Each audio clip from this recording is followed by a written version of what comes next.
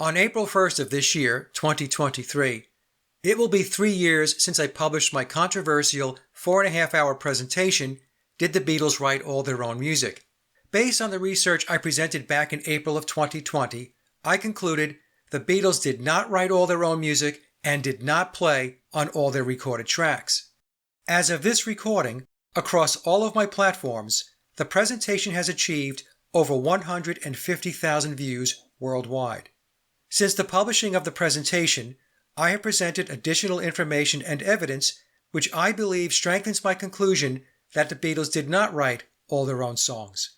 The clues are embedded within the Beatles' official narrative, and once you become aware of what to look for, it becomes easier to discern and recognize the true story that is hidden in plain sight. The Beatles' exponential rise in fame and popularity from when they signed their contract with EMI in June of 1962 through the release of their 7th album Revolver in August of 1966 was a phenomenal success story. But was their rise to fame and prominence real? Or were the Beatles an engineered entity created by the social scientists of Tavistock to social engineer the world into a different mindset and system of values? Starting in August of 1960, when the Beatles first arrived in Hamburg, Germany, as a young and inexperienced band, through their Decca audition on January 1st of 1962, and then with the signing of their contract with EMI in June of that year, the Beatles were known as a bar and club band whose repertoire consisted of cover songs. In a number of interviews, George Martin's own assessment of the band's songwriting and musical skills were less than flattering. As we will hear later in this presentation, George Martin tells us the band showed no indication of songwriting prowess, and he thought their music was, quote, rubbish. In fact, what many Beatle fans don't know is George Martin, upon listening to the tapes played for him by Brian Epstein in early 1962, initially declined to sign the Beatles, just as Decca declined back in January of the same year. Then, as the Memoirs of Billy Shears explains, George Martin was instructed to take the band on, even though, according to Martin, quote, they had nothing behind them. So right from the start, there appeared to be a plan for the Beatles that resulted in the band signing with EMI with George Martin as their producer.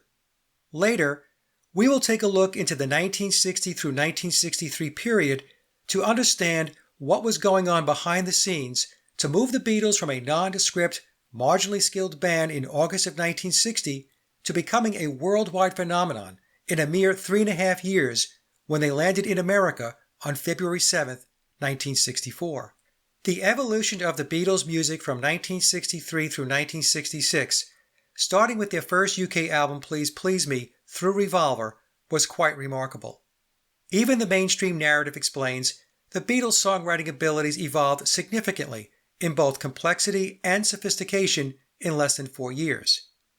Given the backstory of the Beatles being a bar and club band that specialized in cover music, I had to ask, is this a natural progression, or is there more to the story? So Brian then had this tape which he hawked around, and I think it was somebody in the HMV shop on Oxford Street knew George Martin and told Brian to go and play the tape to George Martin, and then he gave us the audition at Abbey Road. What I said to Brian was, if you want me to judge them on what you're playing me, I'm sorry, I have to turn you down. And he was so disappointed. I felt really sorry for him, actually, because he's an earnest young man. And you must have liked him then? I did like him. And I said, but I tell you what, I gave him a lifeline. I said, if you want to bring them down from Liverpool, I'll give them an hour in the studio, okay? George had done little of no rock and roll when we met him, and we'd never been in a studio, so we did a lot of learning together. He had a very great musical knowledge and background. I first met the Beatles in 1962. I wasn't terribly impressed with the first stuff they did. I couldn't make out the sound, it was something I hadn't heard before. So they had this wonderful charisma. They made you feel good to be with them.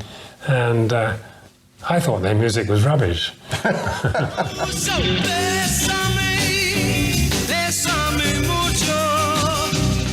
Even though they had nothing really behind them, they were still fairly irreverent even in those days, which I loved. You know, I like a little bit of rebel in people, and I like their sense of humour. After all, that was my main stock in trade too, and I guess they quite liked what I've been doing with Peter Sellers and the Goons and that kind of thing. Mm-hmm. So I looked at these four guys and thought, well, none of them shines as being above all the others. And I had to make up my mind, in my silly mind, who the lead singer was going to be. Suddenly I realised I would take them as they were, as a group. The hell with a lead singer. They would be singing together. So we were struggling with the sound a bit. And I said to the boys, after we'd done a few takes of rather nondescript songs, I said, come into the control room and have a listen and see what we've been doing. And if there's anything you don't like, tell us. I was looking for something original because I didn't want to do one of the oldies that they've been doing as part of their act. And Love Me Do was the best song that I could find from them at that time. I was very conscious that it wasn't the big hit I was looking for. I spent a few hours with them in Abbey Road and fell in love with them because they had great charisma. They certainly had it wasn't at all obvious that they could be songwriters at this stage because their songs were pretty awful. Even then, Love Me Do was the best thing. Yeah. Back on August 5th, 1966, the same day the Beatles released Revolver, which was their 7th UK studio album, Paul and John sat down with the BBC for an interview. At the time of my April 2020 presentation, I was not aware of the interview. However, I did present it back in November of last year as part of a larger presentation titled We're Not All That Good Musically. It is a very important interview. In fact, I consider it to be a smoking gun because Paul and John, especially Paul, explain exactly when the Beatles allegedly wrote their music. We are told they did not write between albums, which means they were not writing songs during the time periods when they were performing live, touring, or on holiday. They wrote their songs in, quote, batches, whenever they had an album or film coming up, which parallels the Rubber Soul narrative, where the Beatles came into the sessions with no backlog of music and had to write, rehearse, and record 16 songs in 30 days. The August 1966 BBC interview came across to me as Paul and John dropping clues as to the true nature of how the songwriting worked within the Beatles machine. I found their version of the story to be very different from that of the official narrative. The admission by Paul and John in the BBC interview validated my assumptions from Chapter 3 of my big presentation, Did the Beatles Write All Their Own Music? In Chapter 3, without the knowledge of the BBC interview, I set out to categorize and then assess, at a high level, if activities such as ongoing live performances and touring, filming movies, and recording schedules were conducive to the songwriting process. The initial assessment from Chapter 3 presented more questions than answers, and so I concluded a deeper dive was necessary to try to fully understand what was going on. As I explained in my big presentation, Did the Beatles Write All Their Own Music? And in many other interviews and videos, my interest in questioning the Beatles' official narrative around the writing of their music was piqued when I purchased and watched a DVD titled Deconstructing the Beatles, Rubber Soul. Within 20 minutes of watching the documentary and learning the Beatles entered the Rubber Soul sessions on October 11, 1965, with essentially no backlog of music, and were then tasked to write, rehearse, arrange, and record 16 songs by November 11th, raised a red flag. I asked myself the question, how feasible is it that the Beatles, specifically John and Paul, could write from scratch, rehearse, and record 16 songs within 30 days? Being a musician and songwriter myself, who was familiar with the recording process, I began questioning the narrative. The making of my April 2020 presentation took 7 months to complete, and there was a huge amount of data that I needed to sort through, organize, and analyze.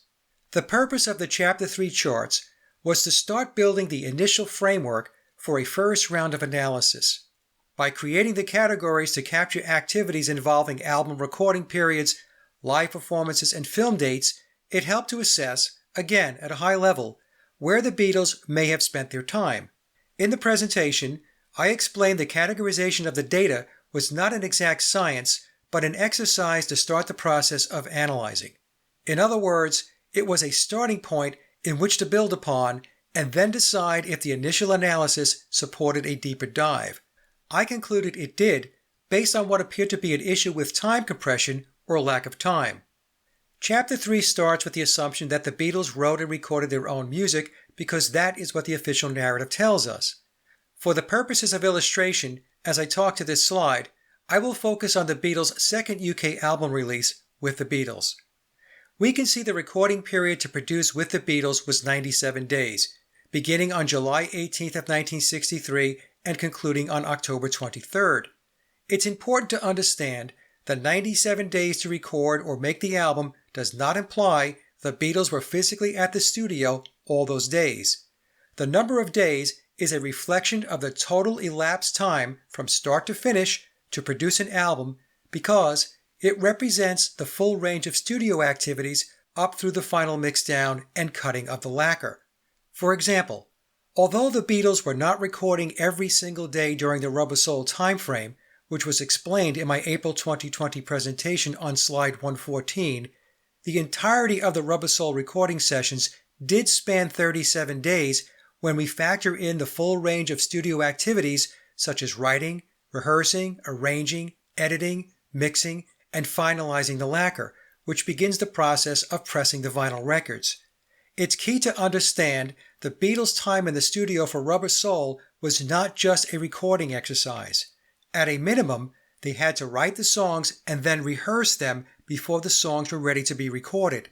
Since there is more to making a record than the band's physical presence in the studio, the number of days between the recording start and finish dates represents the elapsed number of days to complete the album.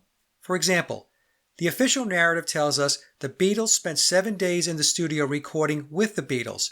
However, when factoring in all of the studio activity required to create an album, it did take 97 days to create With the Beatles, even if there were periods of time within the 97 days when no recording or studio activity was scheduled or took place. To illustrate, suppose you have a house being built and construction begins on January 1st and concludes on June 30th. If someone asked you how much time did it take to build your house, you would say 180 days or 6 months. Does this imply that building activity took place every day for the 180 days? No, of course not. There would have been times when construction activity may have been idle, for example, for holidays or weekends, or delayed due to availability of supplies such as lumber, bricks, concrete, siding, shingles, flooring, etc., as well as the availability of contractors responsible for framing, roofing, electrical work, and plumbing. Now apply this example to the making of an album. It's the same premise. Because the official narrative does not specify the Beatles recorded on certain days, does not mean they were not rehearsing or attending to other studio activities between July 18th and October 23rd for With the Beatles. When we consider 97 days is approximately 3 months, that is not a long time, by any stretch, to complete an album of 14 songs. So, from an assumption perspective, why would we not assume the Beatles were actively involved in the making of the album over the 3-month period? This is especially true if the songs were not already written coming into the sessions. This would mean many of the songs, if not all of them, would have to be written, rehearsed, arranged, and recorded in the studio within the recording time period, a challenging if not daunting task similar to the Rubber Soul narrative. So the assumption I made, and I believe it to be prudent, was the Beatles were involved for a good portion of the time during the making of their albums. Why would we expect anything less from the greatest rock band in history? The key is to understand the physical act of recording on specific days is one component of the overall process to produce an album. Other activities such as writing, if a band is writing in the studio, rehearsal, arranging, overdubs, editing, mixing, and the band's overall personal involvement are all part of the process that needs to be factored into the length of time it takes to produce an album. There's more to the recording process than pressing the record button. After I factored in other events that were contained within the recording dates of a particular album, for example, live gigs which overlap the recording period, as well as the making of their 2 films, A Hard Day's Night and Help, coupled with activities outside an album's recording timeline, such as their live performances, tours, and other personal or business activities, suggested to me, again, that time compression was an issue regarding available time to write music. And when we get to the August 1966 BBC interview, we will see my suspicions were justified. If we take the prior chart, where the recording start to finish dates were stated in days, and convert the days to months, we gain a different perspective. We can then assess the number of months it took to produce an album against average cycle times to make a record. It's interesting to note that the making of the Hard Day's Night and Help albums, along with the filming of the respective movies, where the filming dates were contained within the album's start-to-finish dates, spanned the same amount of time of 4 months. Setting aside Please Please Me, which is a quirky narrative, where we are told 10 of the album's 14 songs were recorded in a single session on February 11, 1963, each of the remaining 6 albums took no more than approximately 4 months to make. We can also see that to produce all 7 albums released between 1963 and 1966 only took a year and a half. The Beatles' first 7 albums resulted in 97 recorded tracks, of which 77 were original compositions. There were also 13 original singles released on the Parlophone label during this period, of which 5 were not album tracks. From the website Music Industry How To, we are told, in general terms, you'll see artists work for several months to a couple of years on a record, finish it, spend 6 months setting up the release, and then ride on that album for around 2 years. Those 2 years will include heavy touring, lots of press, album promo, and creative work on a new record. Although cycle times to record and produce an album will vary widely, remember, we're looking at an average. The cycle time for the Beatles albums, from start to finish, does not appear unreasonable, especially for the 1960s era of record production. Another data set from Chapter 3 was Column 7, where I presented the live performance and touring days, which were sourced from Wikipedia. I will leave the link in the description box below. Because the April 2020 presentation focused on the Beatles' official UK albums, I set 1962 as the starting point because it led into the release of the Beatles' first UK album, Please Please Me. However, the Beatles' live gigs started in earnest back in 1961, with worldwide touring beginning with their 1964 World Tour. We should also remember that along with performing live, the Beatles were also doing their BBC performances starting in March of 1962 through May of 1965. Their performances were a constant, ongoing stream of activity between 1961 and 1963 before shifting to touring in '64. In the Complete Beatles documentary from 1982, we are told in 1964 alone, the Beatles played in over 50 cities on 4 continents and touring had become intolerable. This type of schedule had to be exhaustive and therefore presented another constraint which could potentially interfere with available time to write music. The girls still screamed, but the excitement was gone. Touring had become intolerable. And it became a terrible prison for them because all they could do was to go to the concert and then go back to their hotel room and be locked in. They had no life at all. They were just the 4 of them, and no one knows what kind of a life it was except those 4 themselves. Not even Brian nor I knew really all the problems they had to go through when they were on tour. It's a bit hard when you get up first thing in the morning and you travel all day. You get to a hotel and there's thousands of people outside. You're out in your bedroom. So how they came through, I just don't know. The realization, was really kicking in that nobody was listening. And that was okay at the beginning. But even worse than that is we were playing so bad. I was playing just shit. And all I could do was just hold down the offbeat. Because, I couldn't come off that really. Because, if you went to do anything on the toms, it just went into nothing. That's no noise. And you just, I just felt, we're playing really bad. How did you spend your time outside the club when you were basically through working? What'd you do? Well, by the time we'd finish working, in those days we used to work 8 hours a night. We'd start at 6 and finish at 2 in the morning during the week. What'd you do before? In other words, your basic time for enjoying yourself was before, and maybe a little after, but most of the time before. What did you do before you went into the club? Well, by the time we'd woken up, it was about 3 o'clock in the afternoon. Oh, great. In other words, you had, all sorts of time. You had 2 hours to do what? Yeah, well... You walk around and you see the rest of Hamburg? Yeah, well, the first time we were there, we were like, as well as being musicians, we were tourists. How did people take you when you walked around? You walk around in black leather jackets? After about a month, we walked around in black leather jackets. People stare at you all the time? Oh, yeah, all the time.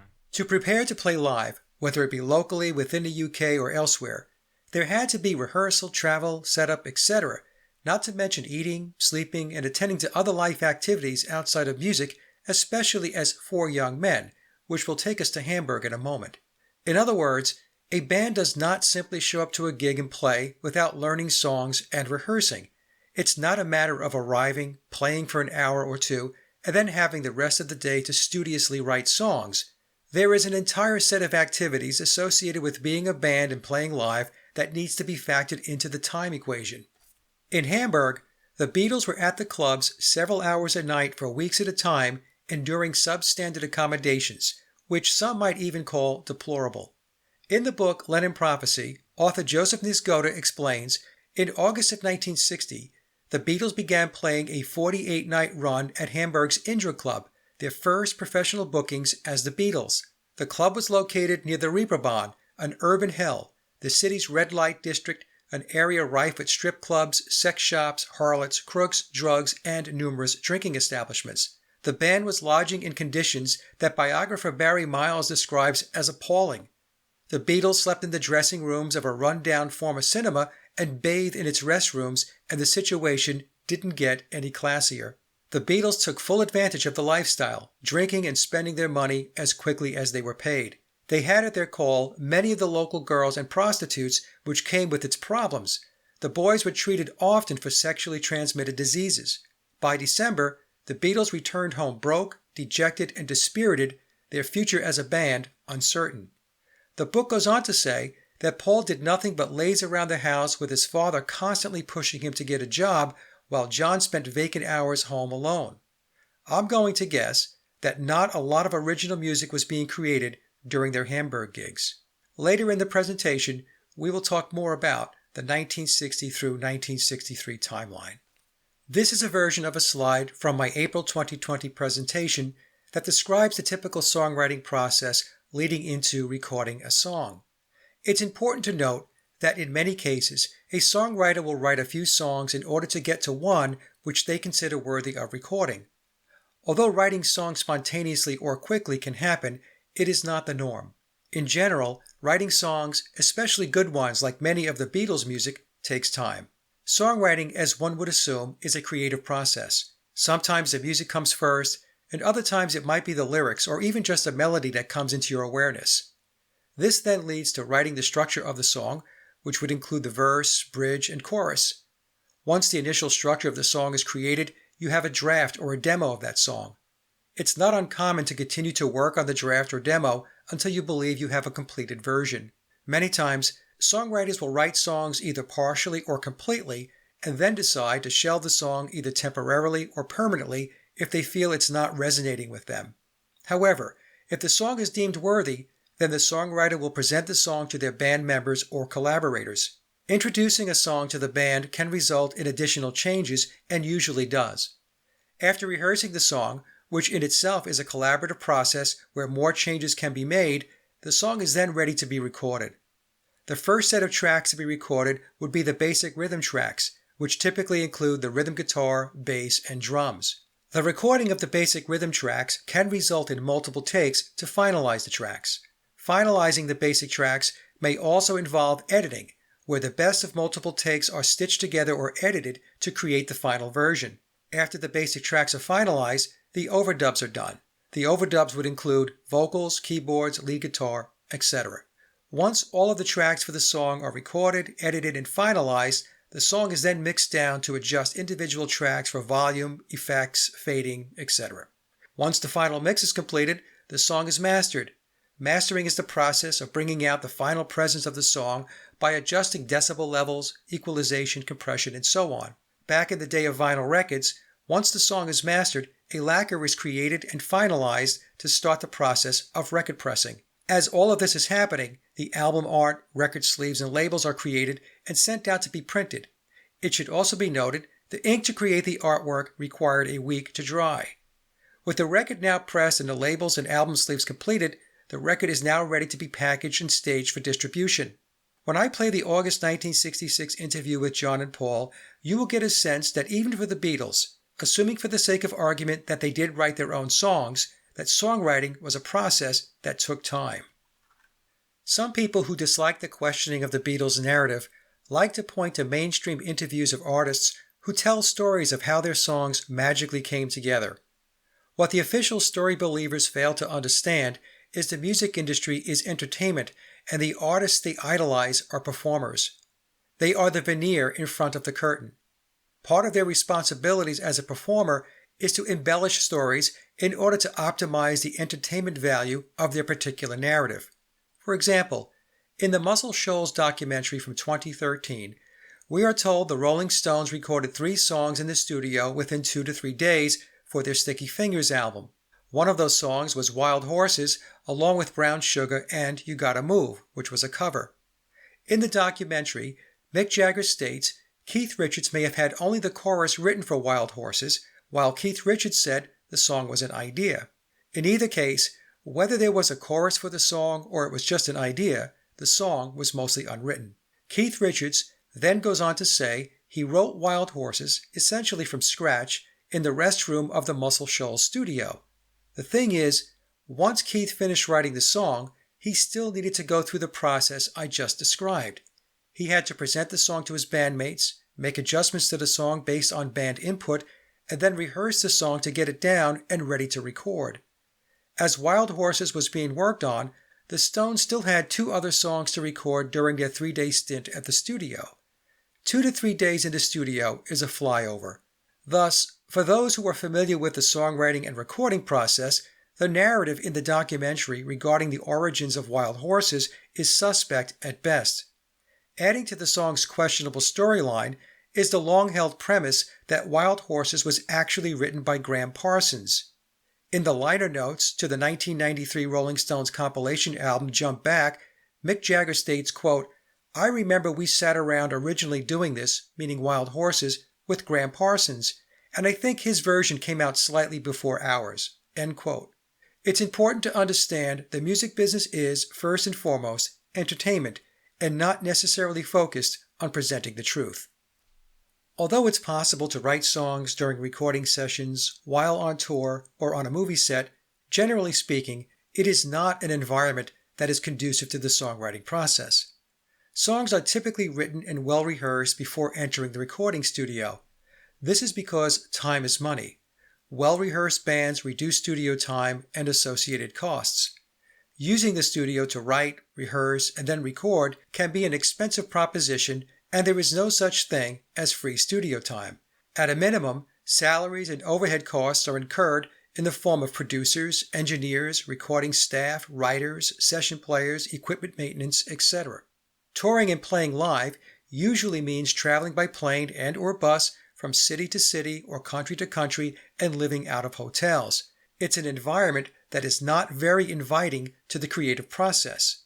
Writing music while making a movie is also a challenging scenario, since the band's focus is on learning the script, memorizing lines, and rehearsal, while the director of the film is operating within a defined schedule and budget.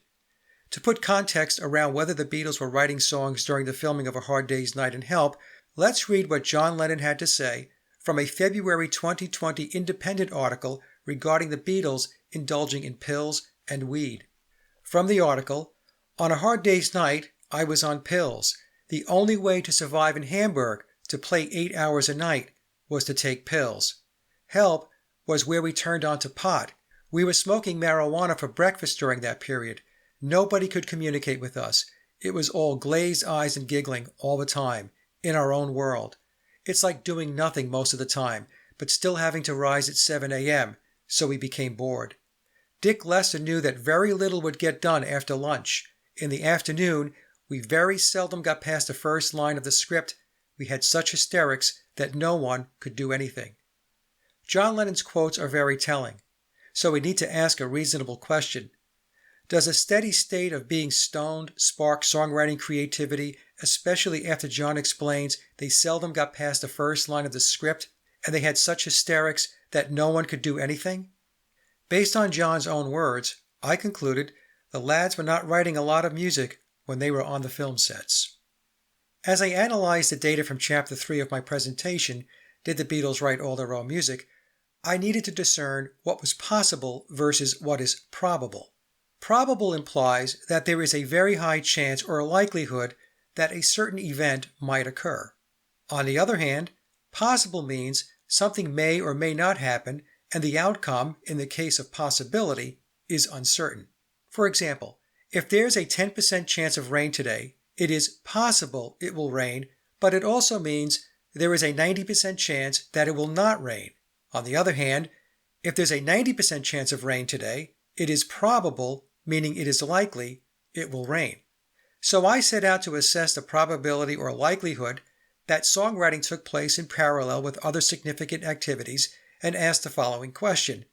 How likely is it that John and Paul were writing, rehearsing, and recording songs during the recording period of an album, or during the filming of their movies, or along the timeline of their live performance and touring schedule? I determined that although it was possible, it was unlikely any meaningful songwriting and rehearsing was getting done. Recording sessions have deadlines which culminate to a release date. Entering the studio with little to no backlog of songs is a very risky strategy, because if the 12 to 14 songs the Beatles were on the hook for don't get written and recorded within the established schedule, then no record gets released, and the record company is out not only the costs associated with the sessions, but also revenue, since the album would either be delayed or worse, not released. Another important factor is this. EMI had an extensive portfolio of artists on their roster that EMI producers needed to book sessions for who were under contract to record and release their own records. Although the Beatles were a huge act for the label, they were certainly not the only artists making money for the company. So I thought it was logical to assume that most of the music would have been written prior to the start of the recording sessions. But the question I had was this.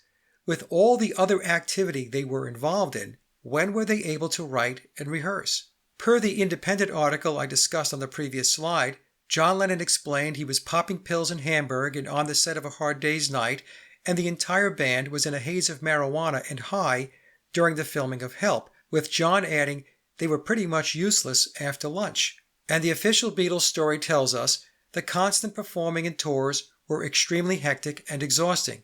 So it appeared unlikely John and Paul were writing their songs in the studio, on film sets, or during periods when they were on the road performing live and touring.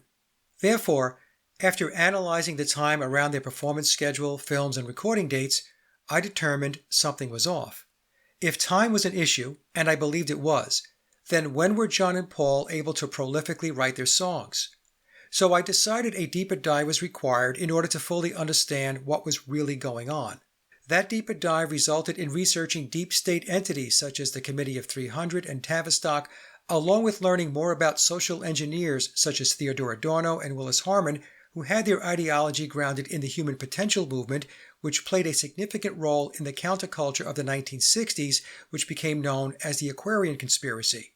Of the big presentation's 4.5-hour runtime, 4 hours, or almost 90%, went beyond Chapter 3 as part of the deep dive.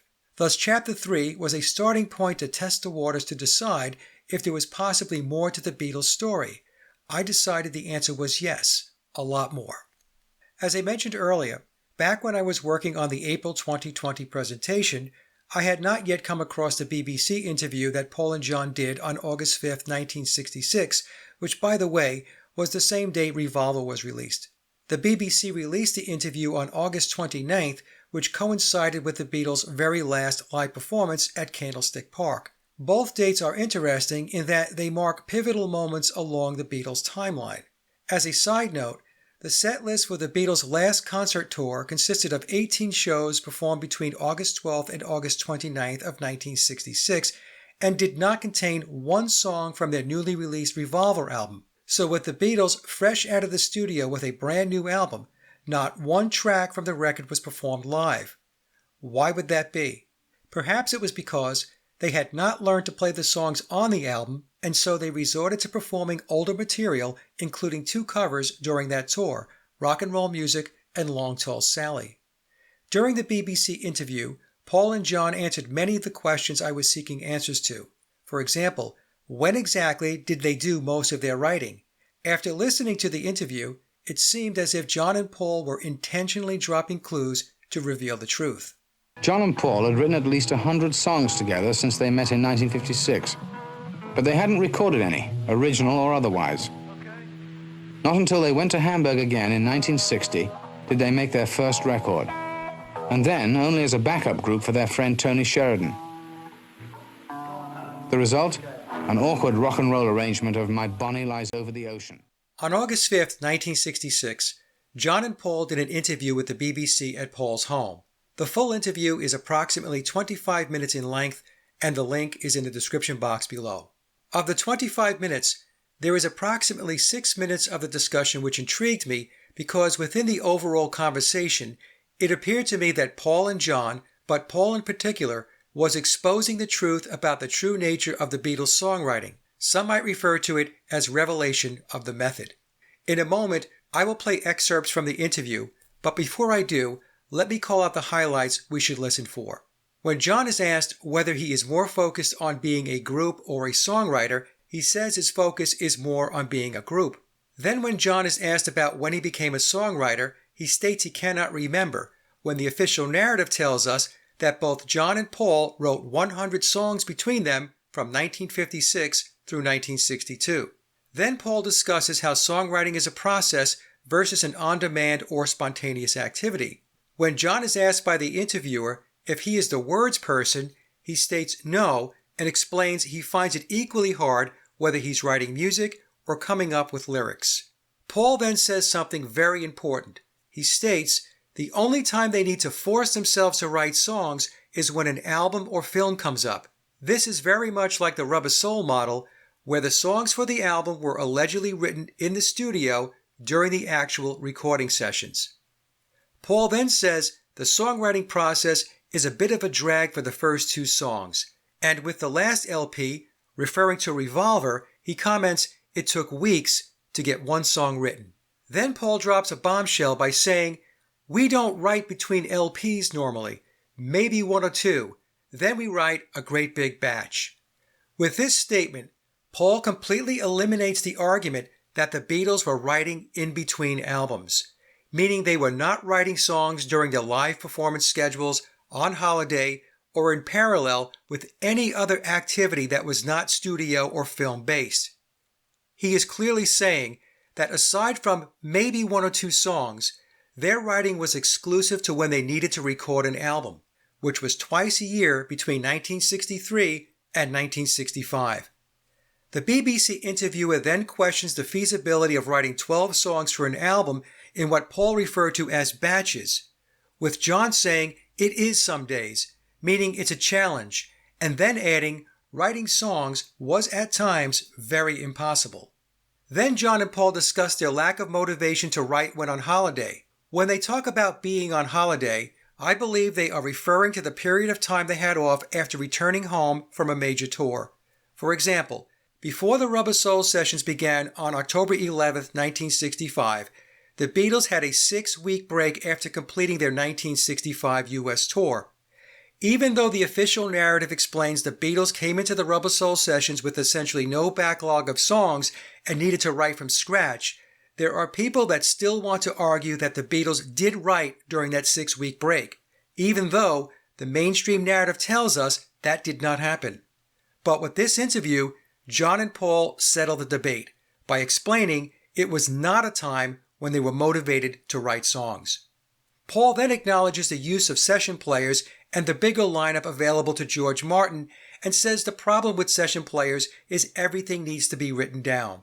Paul then uses the example of why session players, although technically good, have their drawbacks because if the Beatles wanted a guitar note to bend, they would simply tell George Harrison what they wanted because Paul claims there is no way to annotate a bend for a studio player, which is incorrect.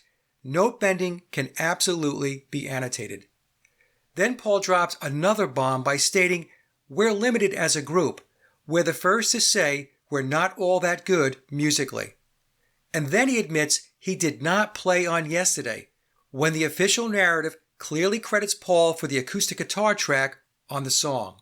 Let's now take a listen to these segments of the interview, and then I will play a video where Beatles author Philip Norman explains how George Harrison was treated in the studio, and in my opinion, offers additional insight into how things really worked behind closed doors. And as far as Philip Norman's take on the importance of George bringing the sitar into the studio, I believe the sitar work was performed by a studio player like Big Jim Sullivan, who was one of the most in-demand studio musicians in the UK and who also spent time visiting George Harrison at George's home. I think it's very possible Big Jim was tutoring George on the instrument. Big Jim released 2 sitar-based albums back in the late 1960s. Now let's take a moment and listen to the BBC interview from August 5th, 1966. John, when you started out and became the Beatles as a group, you were then writing songs with Paul. Did you at that time have as your goal, your ambition to be a successful group, or did you really think it was songwriting that mattered? It was the group thing mainly at first, because anyway, to sell the songs, you can't sort of get, you've got to send them to some little publisher otherwise, who never looks at them. So we always concentrated on the group, really.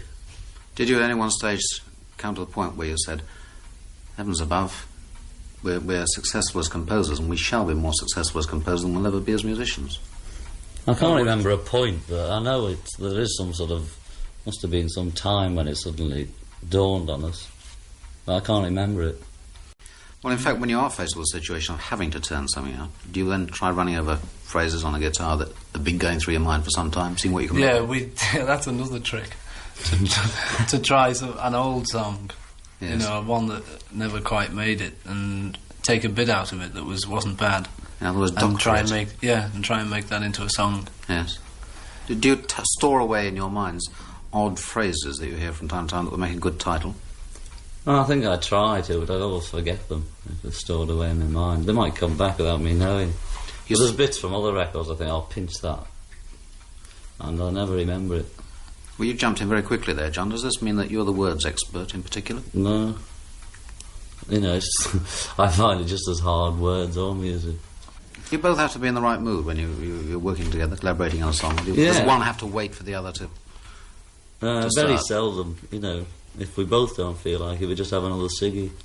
And if one does the other say, well wait till next week? The only time we've got to do that, when we've got to actually sort of force ourselves to write it, is when we've got an LP coming up or we've got a film coming up or something. And then it's a bit of a drag for the first, say, 2 songs, because you really got to, in fact, the last LP, wow, we took weeks just trying to get one written, to get back into the swing of it, because we don't write in between LPs normally. Maybe just write sort of 1 or 2, and then we have a great big batch. Because we don't write in between LPs normally. Maybe just write sort of 1 or 2, and then we have a great big batch. I'd have thought it was quite impossible, really, to say, right, we've got to write 12 songs for an LP. Let's settle down to it. It is some days. On this last time was very impossible because I don't know, holiday spirit. The sun's shining and. Well, it was at the time. So we tried writing them in the garden then, and then you forget about it, start looking at flowers and trees and things like that, really. I guess he gives you some ideas when you're recording your songs. Do you give him any ideas on his recordings of your songs? Sometimes we go along to the sessions, B gives us more ideas than we give him, I think. Because he's at all of our sessions and we're not at all of his. In fact, I think I've been to 1. Did you get any particular interest out of the bigger lineup that was available to him? Oh yes, yeah. It's The main trouble with having big lineups and things is you use session men, and session men are all great technically, but you've got to write exactly what you want out on paper for session men. And so it's easier with us because you can sort of say to George, no, not that, a bit more like so-and-so, and and he'd do it, know what you meant. But if you said to a session man, no, do it a bit like sort of, well, then he'd need it written down. So that's the only big trouble, really, with doing it with big bands. You've got to know exactly how to write, and it's very difficult to write bending notes and things on instruments. You can't, and so that's why sometimes the versions by other people can sound a bit square occasionally. Yesterday took the listening public by a bit of surprise, I think. It's a bit of a shock to them. You have since then recorded some more with an unusual instrumentation in the backing. Was this inspired by the success of yesterday, or did you do it because you liked it? Well, the idea for yesterday of doing it like that was because we're limited as a group. We're the first to say that we're not all that good anyway musically. We're limited as a group. We're the first to say that we're not all that good anyway musically. So that with something like yesterday, the best we could have done with it would have been This Boy or If I Fell. Those are sort of, I think, two of the best that we've done like that with a group and still managed to put the song over in the way it should have been. But with yesterday, it would have just meant either another If I Fell or another This Boy, another Beatles combo doing a slow one, So we did it like that, and nobody seemed to mind, least of all us, I think, because we didn't have to play and we didn't have to show ourselves up again on record. The only time we've got to do that, when we've got to actually sort of force ourselves to write it, is when we've got an LP coming up or we've got a film coming up or something.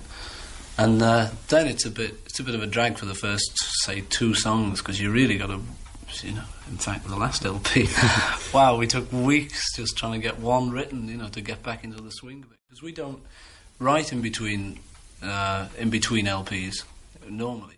We're limited as a group. We're the first to say that we're not all that good anyway, musically. As soon as Harrison took the sitar into the studio, he became important, because up to that point, George Martin, the producer of the Beatles, was terrible to him. He used to say, "You will play these notes."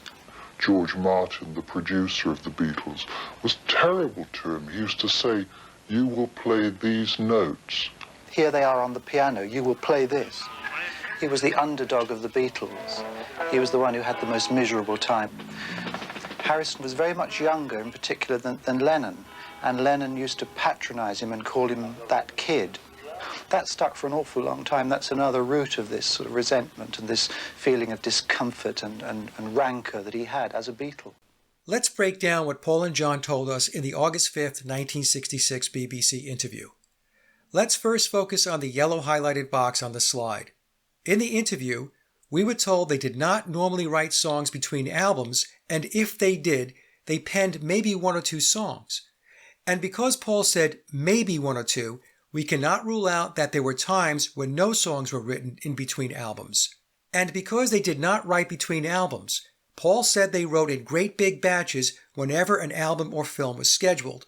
Paul and John also told us they were not motivated to write while they were on holiday, which I'm assuming was the time they had off between the conclusion of their tours and the beginning of recording an album. For example, right after their U.S. tour in 1965, they had a 6-week break before entering the studio on October 11th to begin recording Rubber Soul.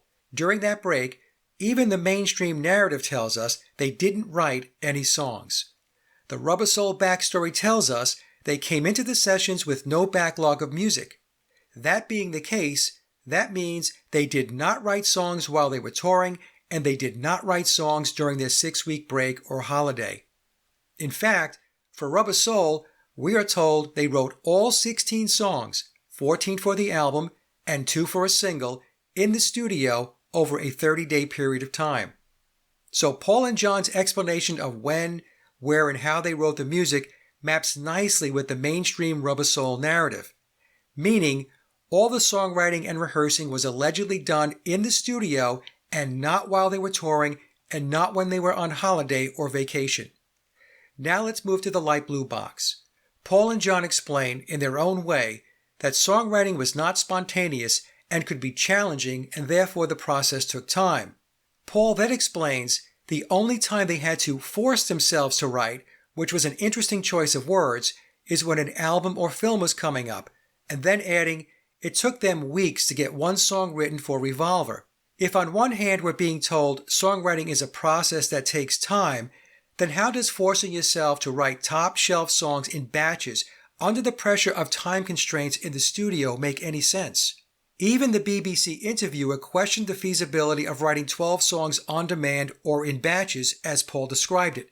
I will argue it is not believable they could write 10 to 14 songs on demand while under a tight recording schedule, especially after telling us songwriting is an iterative process that takes time. The two explanations are a contradiction. It also begs the question, does this mean every song they started was completed? There were no false starts or throwaways? This is highly unlikely. Then Paul makes an extremely revealing admission when he told the interviewer, we're limited as a group. We're the first to say we're not all that good musically. We have to put Paul's admission into this context. He is making this statement after the Beatles finished up their 7th studio album. If they were limited as a group and not all that good musically after recording Revolver, then how much more limited were they musically going back to Please Please Me and all their other albums before Revolver? Paul then acknowledges the bigger lineup available to George Martin. That bigger lineup is referring to the session players George Martin worked with as a producer. For those that follow my work, you know that I concluded it is studio players who played on the Beatles' recorded tracks, especially during the 1962 through 1966 period. How can we reasonably believe that the Beatles wrote so many hit songs and were on the recorded tracks when we are being told straight up by Paul McCartney that the band was limited and not all that good musically? And then Paul drops another bombshell by telling us he didn't play on Yesterday, a comment that flat out contradicts the official narrative, which tells us it was Paul playing guitar on the song. By stating they did not normally write between albums, with the exception of maybe 1 or 2 songs, Paul essentially narrowed the window of songwriting opportunity down to the studio. Writing 8, 10, 12, or 14 great songs in batches in a short period of time, whether it was the 30 days for Rubber Soul or the 2.5 months for Revolver, is simply not believable, especially when Paul and John discuss the challenges to get just one song written.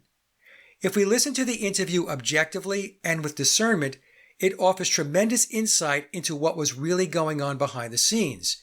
The interview also confirmed my suspicions from my Chapter 3 analysis, which led to a deeper dive to figure out what was going on with the Beatles' songwriting.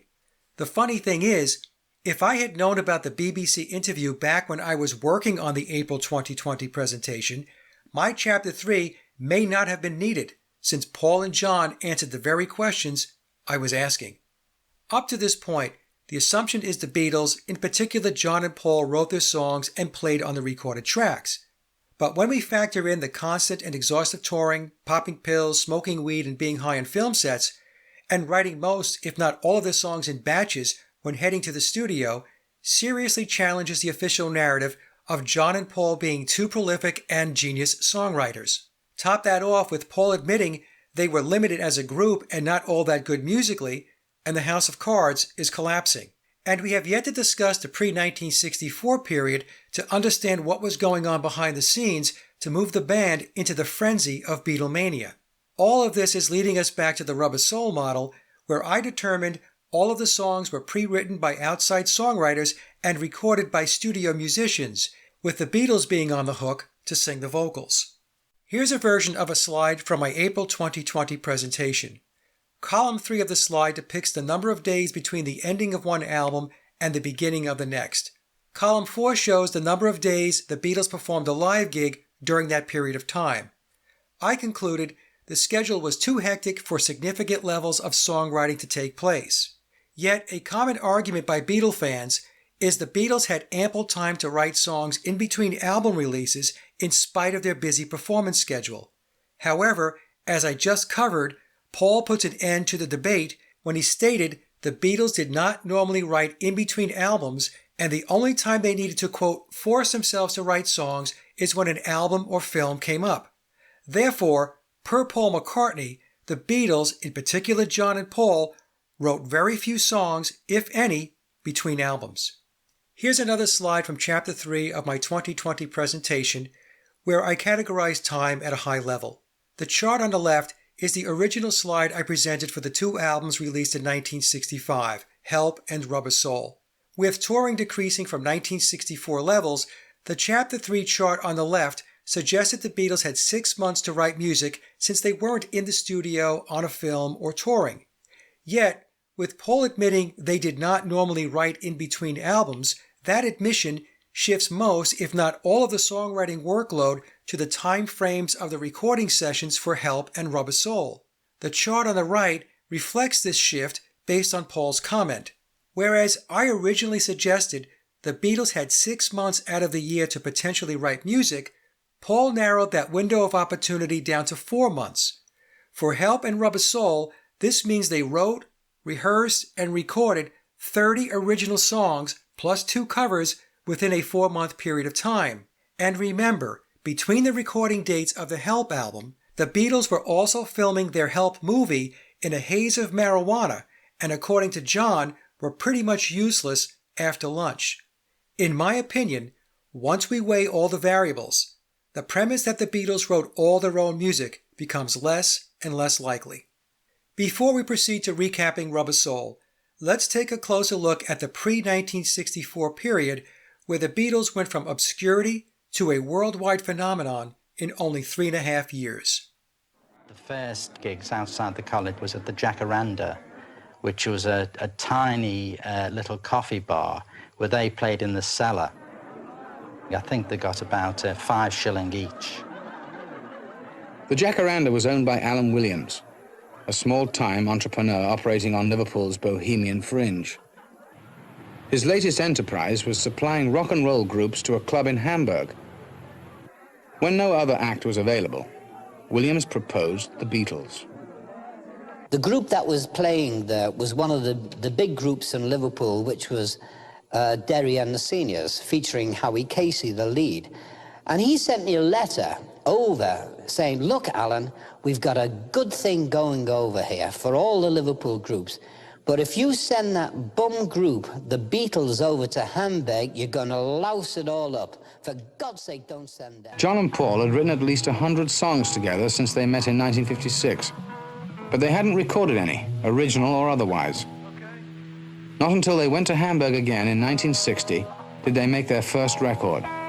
And then only as a backup group for their friend Tony Sheridan.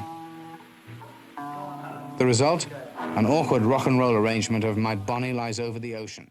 So Brian then had this tape which he hawked around.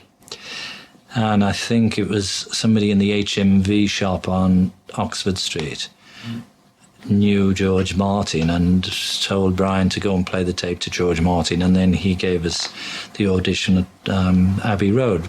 What I said to Brian was, if you want me to judge them on what you're playing me, I'm sorry, I have to tone you down. And he was so disappointed. I felt really sorry for him, actually, because he's an earnest young man. And you must have liked him then? I did like him. And I said, but I tell you what, I gave him a lifeline. I said, if you want to bring them down from Liverpool, I'll give them an hour in the studio, okay? George had done little of no rock and roll when we met him, and we'd never been in a studio, so we did a lot of learning together. He had a very great musical knowledge and background. I first met the Beatles in 1962. I wasn't terribly impressed with the first stuff they did. I couldn't make out the sound, you know, it was something I hadn't heard before. So they had this wonderful charisma. They made you feel good to be with them. And I thought their music was rubbish.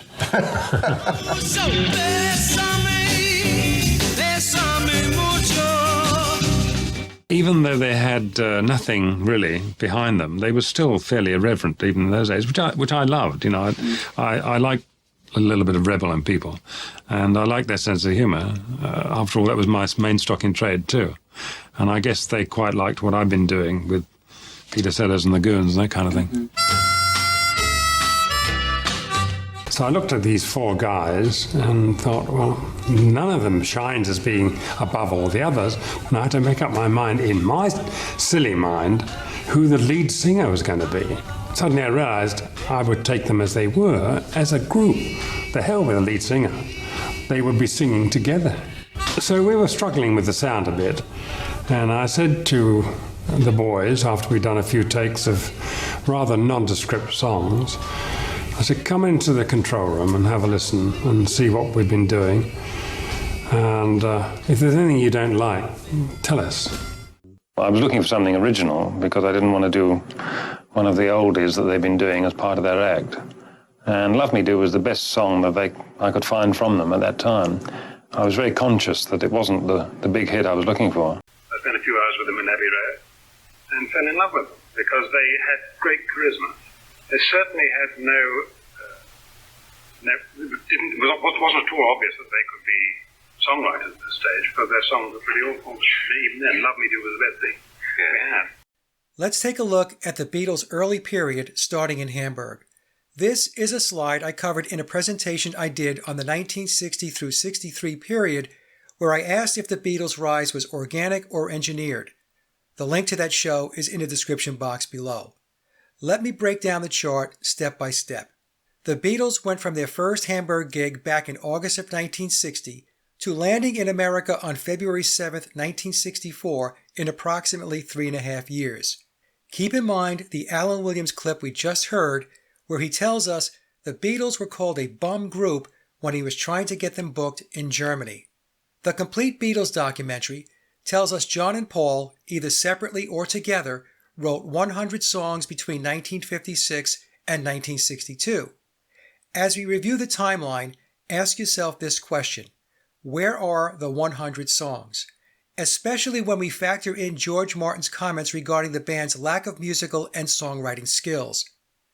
Back when the Beatles started in Hamburg, John was 20 years old, Paul was 19, and George was 17. They were a young and inexperienced band with average, if not marginal, musical skills, along with showing no indication of songwriting ability. Now, moving to bullet 4, the Beatles began an ongoing and constant schedule of live performances within the UK as well as Hamburg. Along with these live performances, the Beatles were also doing their BBC gigs from March of 1962 through May of 1965. The Hamburg stints ran from August of 1960 through December of 1962. How did you spend your time outside the club when you were basically through working? What'd you do? Well, by the time we'd finished working, in those days we used to work 8 hours a night.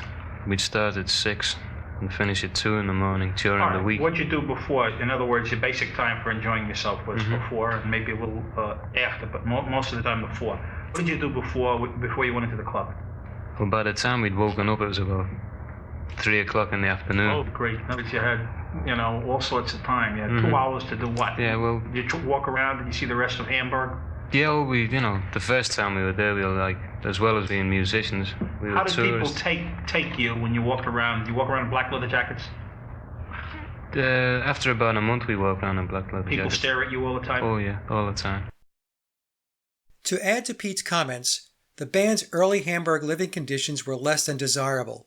Let's revisit a passage I covered earlier in this presentation from the book Lennon Prophecy by Joseph Niezgoda. In August of 1960, the Beatles began playing a 48-night run at Hamburg's Indra Club, their first professional bookings as the Beatles. The club was located near the Reeperbahn, an urban hell, the city's red light district, an area rife with strip clubs, sex shops, harlots, crooks, drugs, and numerous drinking establishments. The band was lodging in conditions that biographer Barry Miles describes as appalling.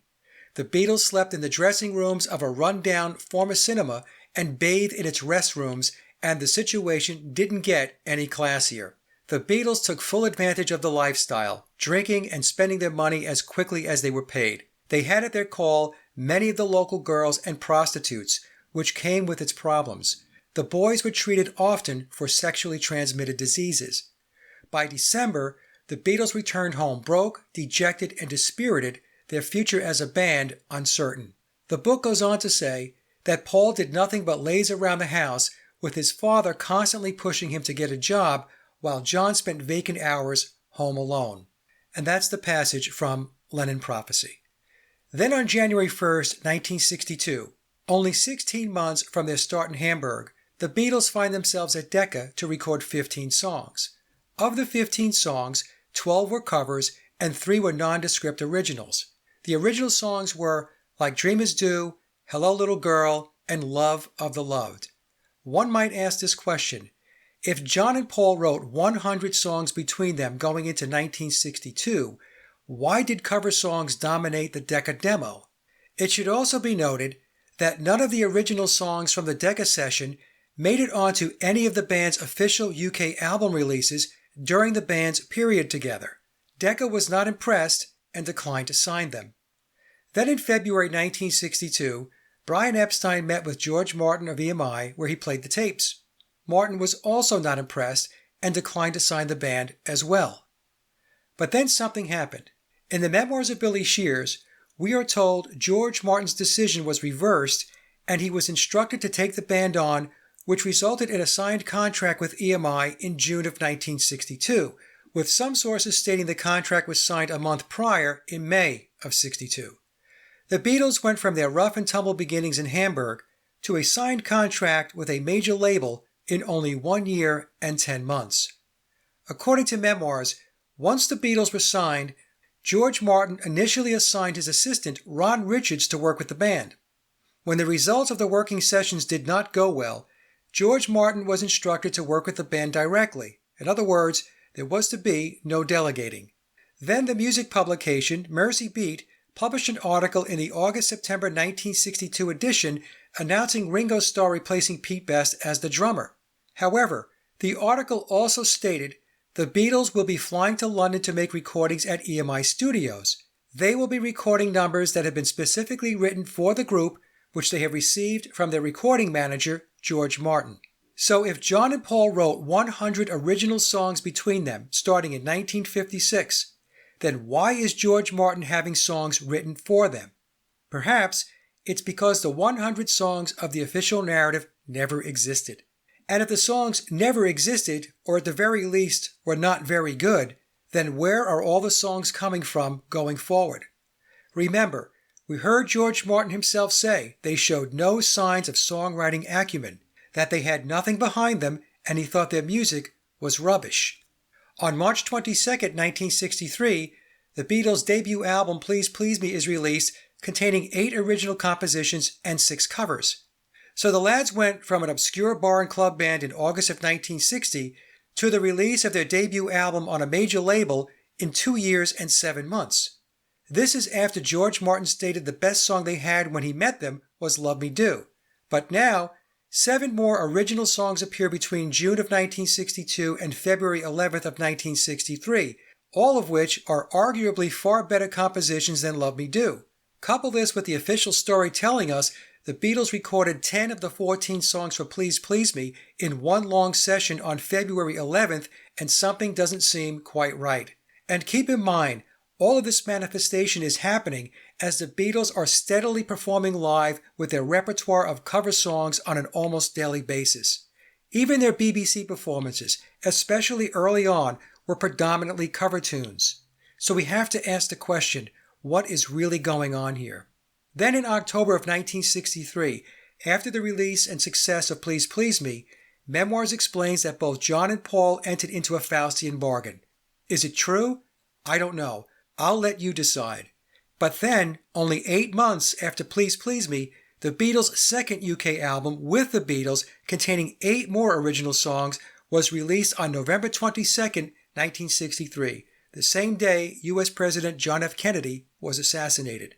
And then, only 77 days after the release of With the Beatles, the lads land in America on February 7, 1964. So from the crude beginnings of Hamburg to the United States and the start of Beatlemania in 3.5 years. Does this progression seem organic or manufactured? Now let's take a moment and look at the elapsed time between some of the key events of the 1960 through 63 timeline. Again, keep in mind in August of 1960, when the Beatles arrive in Hamburg, John was 20, Paul 18, and George 17. They were a young, inexperienced, and rough around the edges bar and club band. Their skills as musicians was marginal at best, with no indication or proof of songwriting acumen. With that in mind, here is the chronology. The Beatles went from Hamburg in August of 1960 to their Decca audition on January 1st, 1962, in 1 year and 4 months. From Hamburg to their EMI contract in June of 62 in 1 year, 10 months. From Hamburg to the release of Please Please Me in March of 1963 in 2 years, 7 months. From Hamburg to the release of With the Beatles in November of 1963, their second UK album, in 3 years, 3 months. From their EMI contract in June of 62 to the release of Please Please Me in March of 1963, in 9 months. From the release of their debut album Please Please Me in March of 1963 to the release of their second UK album With the Beatles in November of the same year, 8 months. From Hamburg in August of 1960 to the United States in February of 1964, in 3.5 years. I will argue this type of progress did not happen organically, and there is far more to the Beatles story than what we have been told. A lot more. Before we continue on, here is a July 1971 New Musical Express article where Norman Smith, who was the Beatles engineer up through Rubber Soul, discusses his early dealings with the Beatles. The article is a good example of the truth hidden in plain sight. It presents both the fictional and non-fictional storyline. In the article, Norman tells us he was not at all impressed by the Beatles and they were awful, wording that is almost identical to what we heard George Martin say about his impressions of the band. Smith also says his musical doubts about the band were backed up with Love Me Do, saying, "We had some hard times working on that one," as well as making the comment that the band failed in the studio. Then we get the interlaced fictional account of the story when Norman says the Beatles talked their way into the contract and they had so much personality and so much magic about them. Again, words similar to George Martin saying the lads had charisma. The article goes on to say, "We did their first album, Please Please Me, in 1 take, and we did the whole thing in a day. That's how we did it then." On one hand, we're being told the Beatles were not impressive and awful. Their musical ability was in doubt, they had a difficult time getting Love Me Do recorded, and the band failed in the studio. Then, in the same breath, we're told they talked their way into a contract and recorded their first album in 1 take in a single day, playing live. How does an unimpressive, awful band who failed in the studio and struggled to record Love Me Do then turn around and nail their first album in 1 take in a single day, playing live? An awful and musically lacking band does not talk their way into a contract, regardless of how much charisma, personality, and magic they might have, and then pull a rabbit out of the hat by miraculously transforming into musical virtuosos who nail an entire album in 1 take in a single day, playing live. And keep in mind what Paul McCartney told us in the August 5, 1966 interview after the release of Revolver, the band's 7th album. He said, "We're limited as a group, and we're the first to say we're not all that good musically." Ask yourself, how does what Paul McCartney told us back in August of 1966 reconcile with what Norman Smith is saying in this article from 1971? I'm not going to say it. I'm not going to say it. I'm going to ask you about it. So no. Yeah, you got. You just come on out and say it, man. Come on, man. Talking. I'll do that. I'll do the question. Talking of fixing records, there's a rumor that nobody really ever confirmed that you may have fixed some of the Ringo Starr tracks for the Beatles. Okay, that was an answer. The part that hurts, the real part that hurts, is that the people do not understand fixing records was a way of life.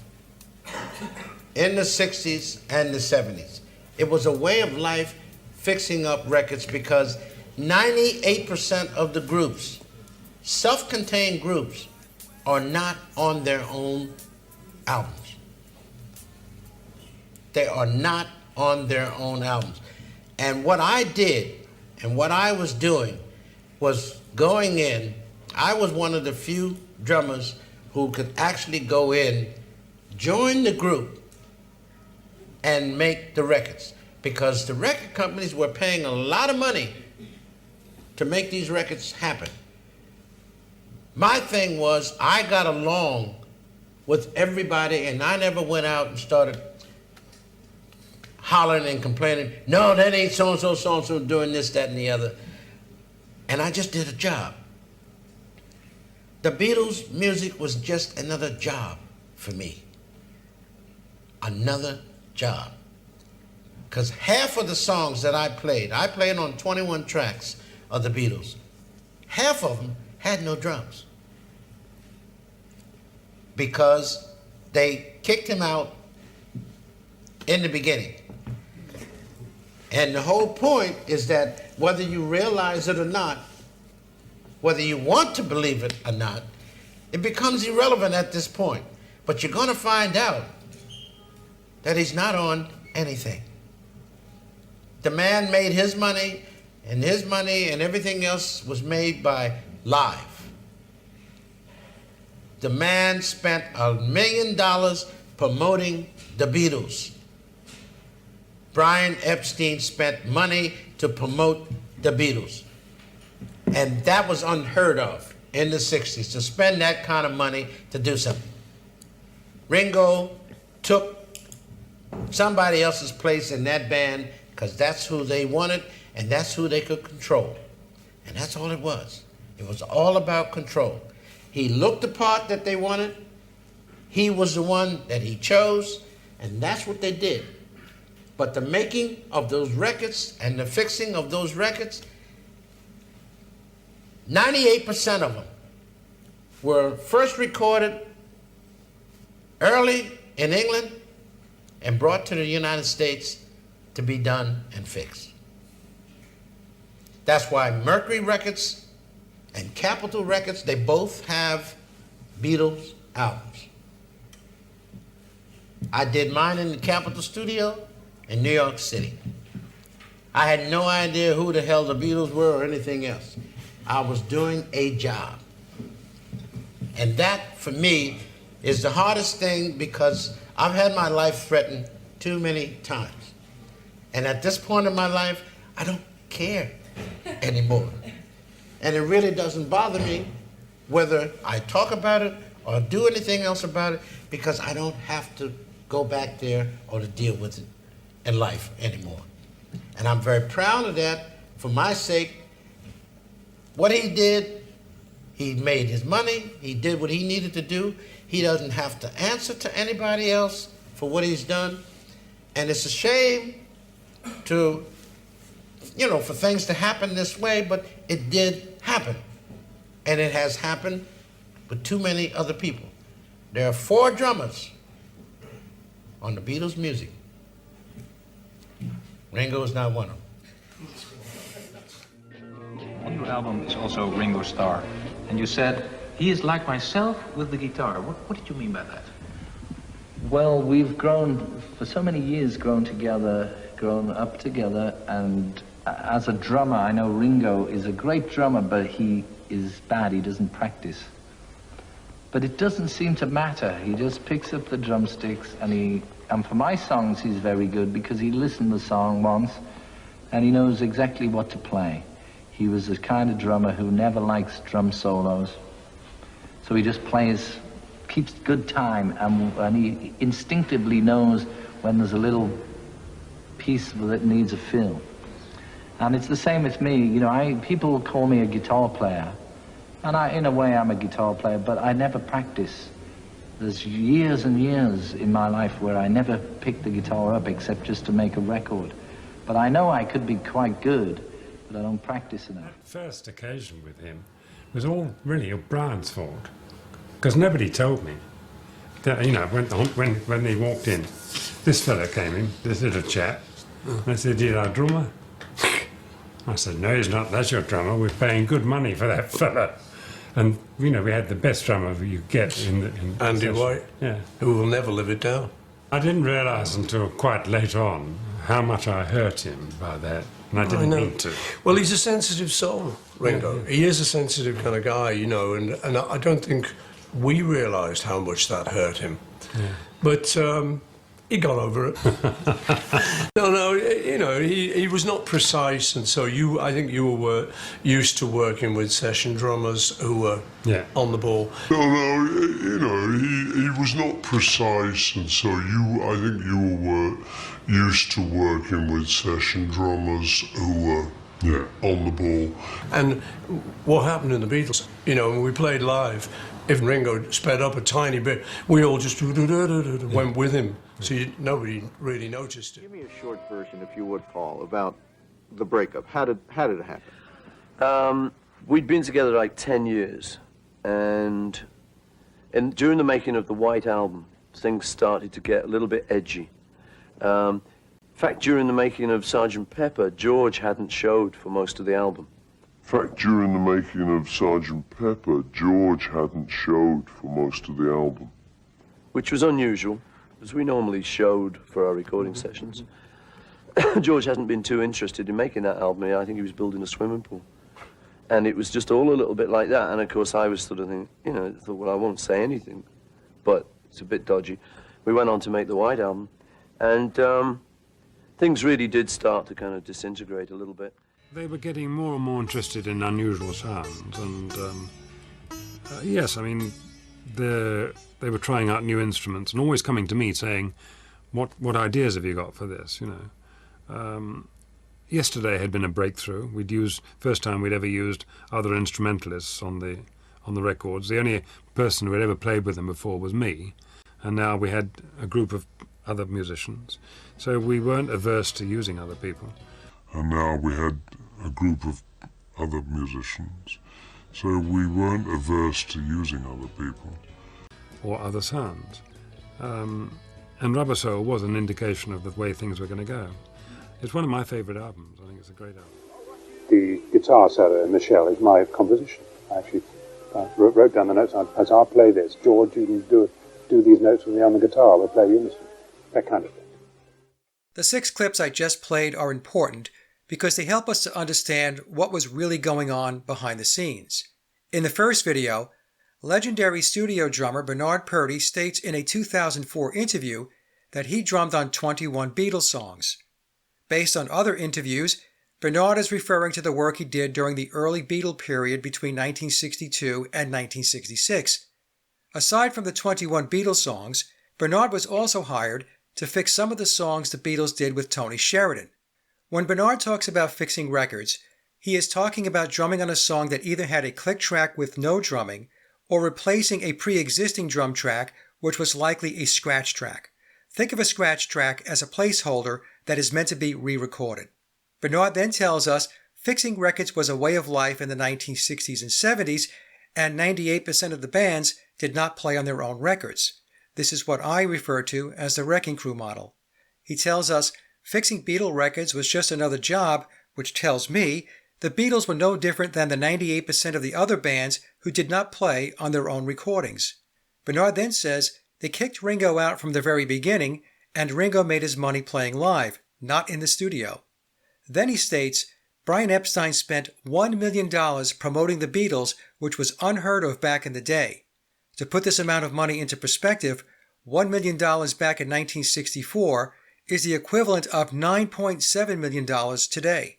Bernard then tells us Ringo was brought in because he could be controlled and because he fit the part, while adding 98% of the early recordings were sent from England to the US to be fixed. It's interesting to note that aside from Bernard, the Wrecking Crew was also US based. He then tells us he had his life threatened but has gotten to the point where he doesn't care anymore. Then he finishes up by saying there are 4 drummers on the Beatles' music and Ringo is not one of them. Many times I get asked who I think the 4 drummers are during the 1962 through 1966 period. We know Andy White was one of the drummers because the official narrative tells us he was hired by George Martin to play on 2 songs from 1962, Love Me Do and P.S. I Love You, although I personally believe it's possible Andy drummed on more than those 2 songs, and maybe it's Andy we hear on the entire Please Please Me album. We know Bernard Purdie drummed on 21 songs, and a relative of the great session drummer Ronnie Verrill told me Ronnie was another drummer on Beatle recordings. The 4th drummer, Perhaps it was Hal Blaine from the Wrecking Crew, but that's a guess. In the second clip, George Harrison explains that neither he or Ringo practiced, and George went years without playing the guitar and would pick it up when he needed to record. Not practicing or rehearsing does not hone skills and does not improve musicianship. Very few producers, especially big-name producers like George Martin, are going to tolerate anyone coming into the studio who is not on top of their game and who does not meet studio playing standards. To believe otherwise is wishful thinking. In the third clip, Billy, aka Paul McCartney, is chatting with George Martin, where Martin is discussing the hiring of Andy White to drum on Love Me Do and P.S. I Love You, which was the A and B side of the single released in 1962. Billy then explained that George Martin was used to working with session players who were on the ball, and then saying Ringo lacked time-keeping precision, which would be problematic in the studio because the drummer's ability to keep time is very important. The fourth clip, which is an interview from 1990, Billy explains to Bernie Goldberg that George Harrison was essentially a no-show for the Sgt. Pepper sessions. If George was a no-show, then who was playing guitar on the recorded tracks he was credited with playing on? The point of this clip is to point out that the story meant for public consumption can be very different than what actually took place. In the fifth clip, George Martin, who is great at masterfully speaking, which is a Masonic technique to speak in an encoded way while also revealing the truth, explains, with the obligatory official narrative as a backdrop, that he was the only person outside the Beatles who was recording with them as an instrumentalist until Yesterday was recorded. And as a side note, if we go back to the August 5, 1966 BBC interview, we now know Paul McCartney, who was credited with playing acoustic guitar in the song, was, like the rest of his band, not on the recording. George Martin then explains that with Yesterday, they now had a group of other musicians, so they were not averse to using other people, and then adds, Rubber Soul was an indication of the way things were going to go. I will argue George Martin, by masterfully speaking, was acknowledging the use of studio musicians on the Beatles' recordings, but instead of admitting studio players were always in the mix, he uses Yesterday as the starting point. Now, some might say he was referring to the direction of the music, but I would argue that 1. The Rubber Soul sound began with the release of Help, and 2. Based on what I covered in my April 2020 presentation along with this follow-up, how could we realistically believe that a band that admits they were limited and who were not all that good musically is the band playing on the recorded tracks? In my opinion, the evidence that studio players were on the Beatle recordings from the very beginning is overwhelming. And with the sixth clip, we have George Martin stating the guitar lead in Michelle, which was a track on Rubber Soul, was his composition, and he dictated the notes to George Harrison. This is exactly how Philip Norman explained the interaction between George Martin and George Harrison. Just like the Norman Smith article I covered earlier, we have the truth interlaced with the storytelling of the official narrative. I think it's probable the entire composition of Michelle was written by George Martin, recorded by studio players, with Paul McCartney singing the lead vocal. In the memoirs of Billy Shears, we are told Paul McCartney did not write Michelle, it was written for him. With these 6 clips as table setting, let's now review the Rubber Soul sessions to understand why I consider it to be the elephant in the room, which left a trail of evidence that proved to me the Beatles did not write any of the 16 songs produced from the sessions, nor were they the musicians on the recorded tracks. Scott Fryman is the creator of the Beatles Deconstructing series. Scott is a composer, musician, and musicologist. He is an internationally recognized expert and lecturer on the music of the Beatles. He is the co-founder and CEO of Quay Incorporated and has a Bachelor's of Computer Science and Music from Yale University and a Master's of Music Composition from New York University. From the Deconstructing Rubber Soul presentation, we are told in the fall of 1965 the Beatles were exhausted, having just come off their U.S. tour, which was cut short in order to make an album for the Christmas season. As I mentioned earlier in this presentation, the Beatles were on the hook to produce 2 albums a year starting in 1963 through 1965. The DVD tells us, along with the 14 songs for the album, the Beatles also needed to record 2 additional songs for a single as well as a flexi disc for their fan club. Mr. Fryman's narrative tells us the Beatles had not been writing material and they came into the studio on October 11th, 1965 empty, meaning they entered the sessions with no backlog of songs. To have Rubber Soul in stores by Christmas, the Beatles had to write, rehearse, arrange, and record 16 songs within 30 days and wrap up by November 11th. The album was released in stores on December 3rd, and both sides of the single, as well as the album, hit number 1 on the charts. The Wikipedia version of the backstory is essentially the same, with the exception of some interesting wordsmithing and additional information. Wikipedia states, after the tour's conclusion, the Beatles took a 6-week break before reconvening in mid-October to record the Rubber Soul album.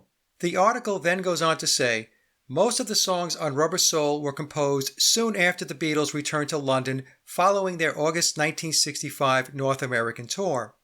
Whereas Deconstructing Rubber Soul is much more specific. The Beatles entered the studio with no meaningful backlog of music, and the songs were written in the studio and not during the break. By Wikipedia stating the songs were composed soon after they returned from their tour does not tell us anything tangible. What does soon after mean? How soon after? The Wikipedia phrasing is ambiguous, and I believe intentionally so, because the official timeline is problematic once it is scrutinized.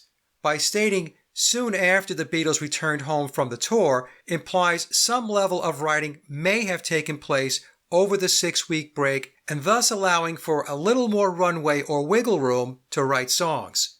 This is a technique that is used often in the Beatles' narrative, where the mainstream platforms lead the audience to use their imagination to fill in gaps by making assumptions and then from those assumptions forming conclusions that are not based on a reliable level of specificity or evidence. In other words, they lead the audience to speculate. The Wikipedia passage is clever because on one hand it states they were on a 6-week break and then implies the Beatles may have started writing songs during the break. If they were writing songs, which also needed to be rehearsed, then I would argue they weren't on a break because they would have been working. I also found this technique with sites like the Beatles Bible, where short, vague, and non-specific blurbs are given regarding the origins of the songs on Rubber Soul. For example, Norwegian Wood was an idea John Lennon had earlier in 1965. What Goes On goes back to the Quarrymen days. Parts of Michelle can be traced back to 1959, and so on. I also noticed the Beatles Bible has incorporated passages from Billy's book, The Lyrics, 1956 to present, to help fill out the narrative around the songs of the Beatles. Of course, Billy is not Paul, and his versions of events are awash with fictionalized accounts of the what, when, and where of Beatle history. In a 1987 television show on George Harrison, Beatles author Philip Norman explains why George is the key to obtaining the truth about the Beatles' history. Let's take a listen. The Beatles is not a normal story, it's a supernatural story, and the pressure was supernatural, and it required supernatural luck and forbearance to recover from it, and he has recovered from it. He's the one that we're going to have to ask about the Beatles. There's no one else to ask now, because McCartney won't tell you. Ringo can't tell you. John isn't here. When you say Paul won't tell you, what do you mean? He rewrites history all the time. And Ringo can't tell you because... He doesn't know. He doesn't know? No, he just, he drank the drink, he smoked the joints, he had the girls, and he drummed the drums. That was Ringo.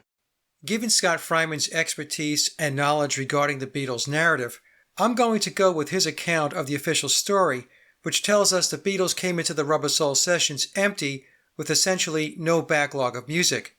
And Scott's narrative syncs up nicely with what Paul McCartney told us back in the August 5, 1966 BBC interview, where Paul told us the Beatles did not normally write songs between albums, and the only time they had to force themselves to write is when an album or film came up, and then they wrote in great big batches.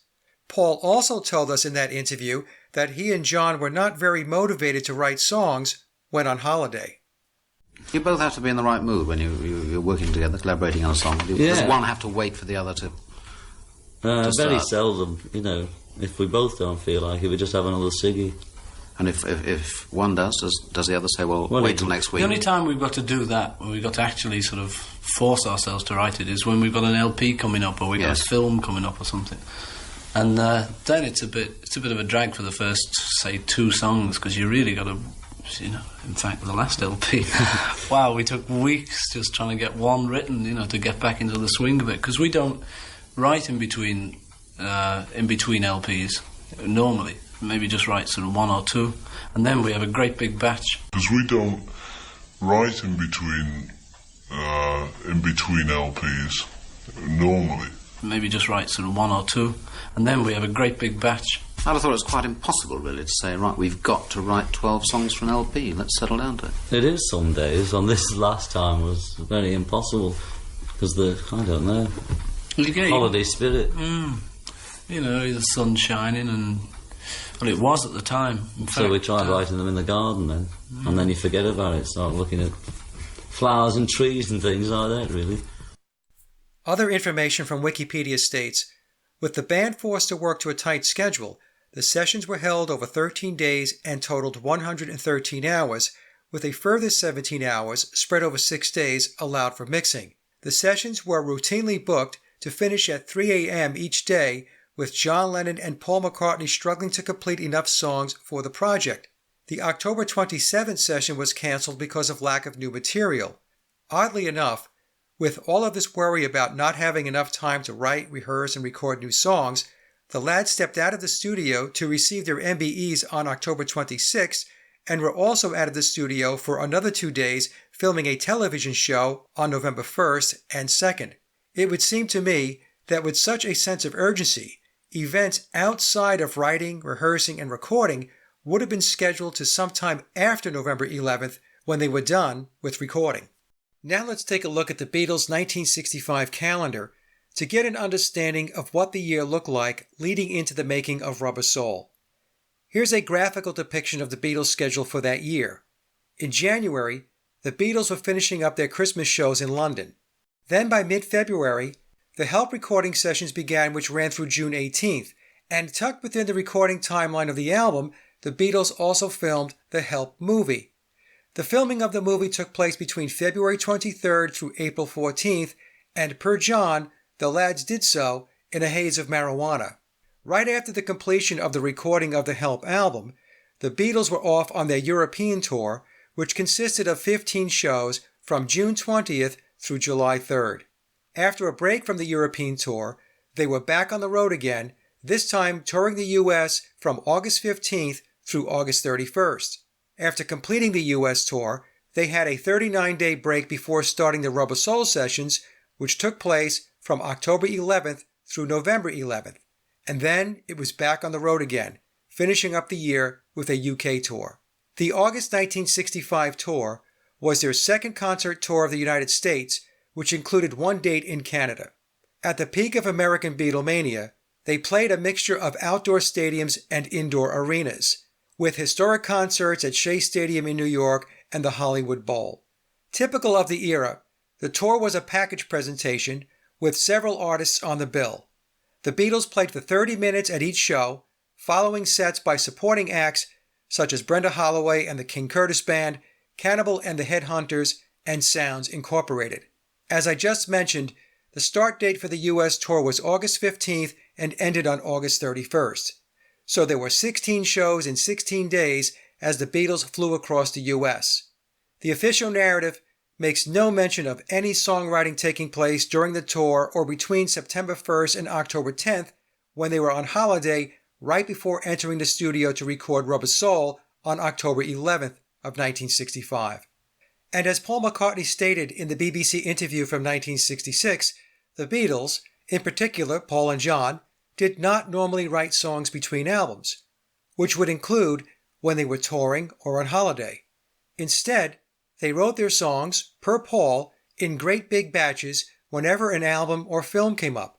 So whether intentional or not, the official narrative leading into Rubber Soul is consistent with what Paul told us.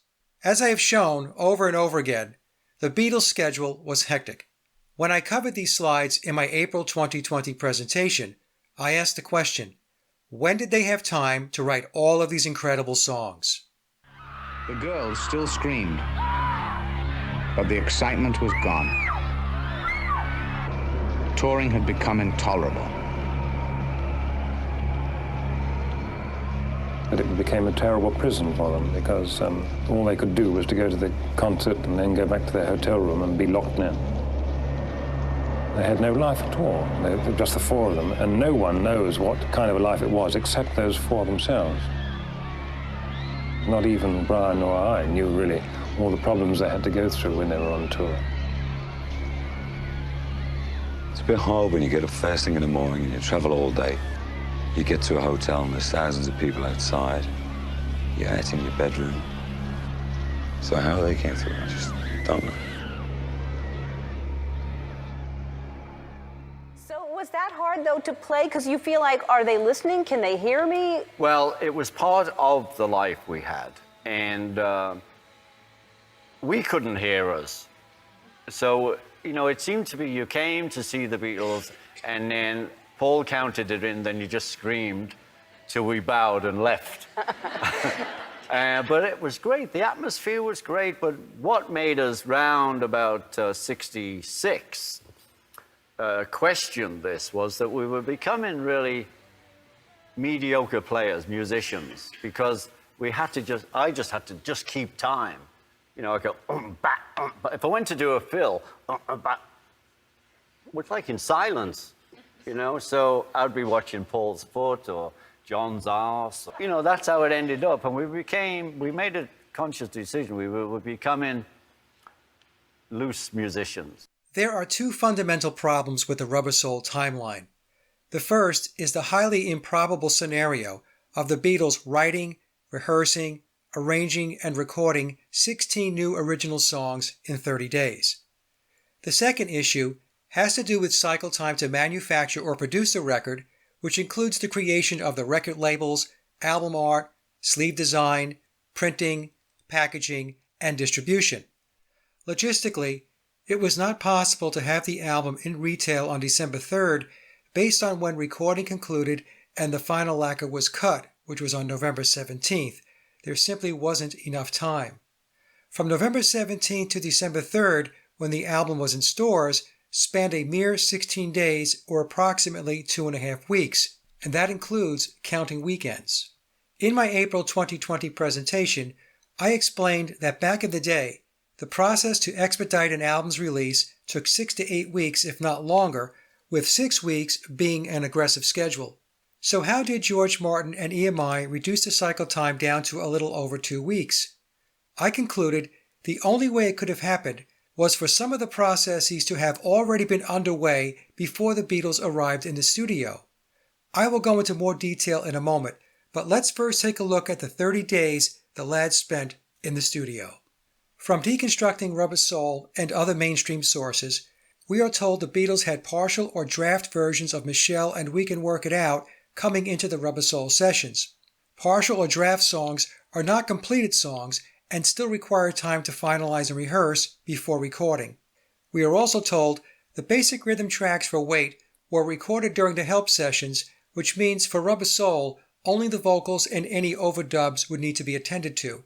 And the narrative also states the Beatles did an unrecorded demo of What Goes On 2 years prior in 1963. Now, to be clear, I'm not saying I buy the backstory on any of these songs. I'm simply presenting the mainstream version of what the Beatles may have had in their back pocket coming into the Rubber Soul sessions, which, even if the official narrative is accurate, wasn't much. Based on information sourced from official narratives such as the Beatles Bible and Wikipedia, we are told the Beatles recorded 8 original compositions in 18 days between October 11th and October 29th. They were able to accomplish this feat by recording all 8 songs in only 28 takes for an average of 3.5 takes per song. For anyone familiar with the recording process, this alone should raise a red flag. But it gets even stranger. In November, the Beatles finished recording the remaining 8 songs within 13 days, or in 5 days less than it took to record the first 8 songs in October. And they accomplished this task in a total of only 14 takes for all 8 songs. So in November, they recorded the same number of songs as in October, but in 5 fewer days and in half the number of takes. Also, the narrative explains that recording for 8 of the 16 songs began and concluded on the same day. Those songs are denoted with an asterisk on the chart, and they were Run for Your Life, Drive My Car, Day Tripper, Michelle, What Goes On, Think for Yourself, The Word, You Won't See Me, and Girl. And last but not least, we are told 4 of the 16 songs were completed on November 11th, the very last day of recording. One of those songs was Wait, which was a holdover from the Help sessions. If we look at the graphic on the right, we can see on October 12th, one day after arriving in the studio, the Beatles recorded Run for Your Life in 5 takes. Then 2 days in, Drive My Car was in the bag after 4 takes. 5 days in, Day Tripper is wrapped up in 3 takes. And 7 days in and in 1 take, the Beatles complete If I Needed Someone. The rate and pace, when considering they needed to write and rehearse the songs, defies not only probability, but possibility. If, as we are told, they had no meaningful backlog of songs coming into the sessions, and that is the narrative, then the writing would have been at a feverish pace, with no false starts or throwaways. It means every song they started was completed with little to no adjustment. Then the songs would have to be rehearsed with all of their instrumental parts and arrangement spontaneously falling into place with barely a hiccup. With regard to takes, all 16 songs for Rubber Soul took a total of 42 to record the basic rhythm tracks. To understand how questionable that number is, let's look at the number of takes for some of the songs on the White Album. While My Guitar Gently Weeps required 44 takes, Sexy Sadie, 117, I Will, 68, Happiness is a Warm Gun, 70, Long, Long, Long, 67, and so on. The math alone for Rubber Soul does not add up. I think it's possible the number of takes represents the number of attempts it took to get the final vocals recorded after the Beatles learned and rehearsed the song. Assuming the Beatles wrote all their own music, compare the Rubber Soul narrative against what John and Paul told us in the BBC interview about how songwriting is a process and how it took weeks to get just one song written for Revolver, with Paul also stating they were limited as a group and not all that good musically. The Rubber Soul narrative is completely unrealistic. The only scenario that fits this type of schedule is if the songs were already written and recorded by the time the Beatles arrived in the studio on October 11th. And once there, the Beatles' sole responsibility was to record the vocal tracks and to get it done within 30 days. In an upcoming chart, I will explain how I determined the process worked not only for Rubber Soul, but for all of their albums between 1963 and 1966. But first, let's take a listen to 5 excerpts from some interviews with John, Ringo, and George Martin. In the first 2 Lennon clips, John Lennon refers to Bob Dylan, McCartney, and the Beatles as a myth. When asked about his own guitar playing, John reluctantly admits he's embarrassed by his playing, and when asked about George as a guitarist, John says George was a pretty good guitarist. Not an excellent or great guitarist, just a pretty good one. Then John refers to the Beatles as performers, as well as reminiscing back to the band's bar and club days and how the music died upon making it big, and then stating they had become technically good recording artists. He never says technically good musicians or songwriters, but recording artists, which to me is code for singers. At the end of the first interview with John, you will hear him in another interview he did back in 1975 with the BBC, where he discusses the Beatles' primitive music ability within the context of working with George Martin. After listening, ask yourself, based on John's own assessment of his skills and that of his bandmates, how could they have possibly pulled off Rubber Soul in 30 days? In the 3rd and 4th clip from 2 different interviews, Ringo refers to the, quote, writers and does not associate the writers with John Lennon or Paul McCartney. In the 5th clip from the documentary produced by George Martin, composer Howard Goodall questions George Martin on whether the Beatles had the musical background to compose songs such as Blackbird, Yesterday, and For No One, which Mr. Goodall states crop up everywhere with their Anglican stroke Lutheran harmony structures. As Howard is asking the question, George Martin flashes the Masonic Tell No Secrets hand gesture where he brings his index finger to his lips. For those familiar with the symbolism, George Martin is communicating he won't reveal the secrets that the Beatles, with the exception of perhaps Billy and the song Blackbird, did not write these songs. Martin is telling us that biological Paul did not write Yesterday or For No One. In my April 2020 presentation, I present evidence that both Yesterday and Hey Jude are reworkings of old Neapolitan songs. Based upon my research, I concluded the Beatles' original compositions, especially during the early period between 1962 and 1966, but also applicable to a lesser degree to the 1967 through 1970 era, were written by Tavistock and EMI ghostwriters, with the songs credited to Lennon and McCartney as part of the Beatles' psychological operation. Crediting songs to artists who did not actually write the music is a common practice within the music industry. Let's take a listen to the clips. I expect more, and maybe I expect too much from people, but I expect more. But I haven't been a Dylan follower since he stopped rocking, I like Rolling Stone and a few things he did then, I like a few things he did in the early days, but the rest of it's just like, McCartney or something, it's just no different, it's a myth. Let's reapproach that. Always the Beatles were talked about, and the Beatles talked about themselves as being four parts of the same person. Yeah, well, to make that, yeah. What's happened to those four parts? Well, they remembered that they were four individuals, you see. We believe the Beatles myth too. I don't know whether the others still believe it, but, we were four guys that I met Paul and said, do you want to join my band, And then George joined, and then Ringo joined. We were just a band who made it very, very big, that's all. And sometimes our best work was never recorded, because we were performers, in spite of what Mick says about us, in Liverpool, Hamburg, and around the dance halls, and what we generated was fantastic. Well, we played straight rock, and there was nobody to touch us in Britain, But as soon as we made it. The edges were knocked off. Brian put us in suits and all that, and we made it very, very big, but we sold out, And the music was dead before we even went on the theatre tour of Britain. We were feeling shit already, because we had to reduce an hour or 2 hours playing, which we were glad in one way, to 20 minutes, and go on and repeat the same 20 minutes every night. The Beatles' music died then as musicians. That's why we never improved, As musicians, we killed ourselves then to make it. And that was the end of it. And George and I are more inclined to say that, We always missed the club days, because that's when we were playing music. And then later on we became technically efficient recording artists, which was another thing, because we were competent people, and we can, whatever media you put us in, we can produce something worthwhile, How do you rate yourself as a guitar musician?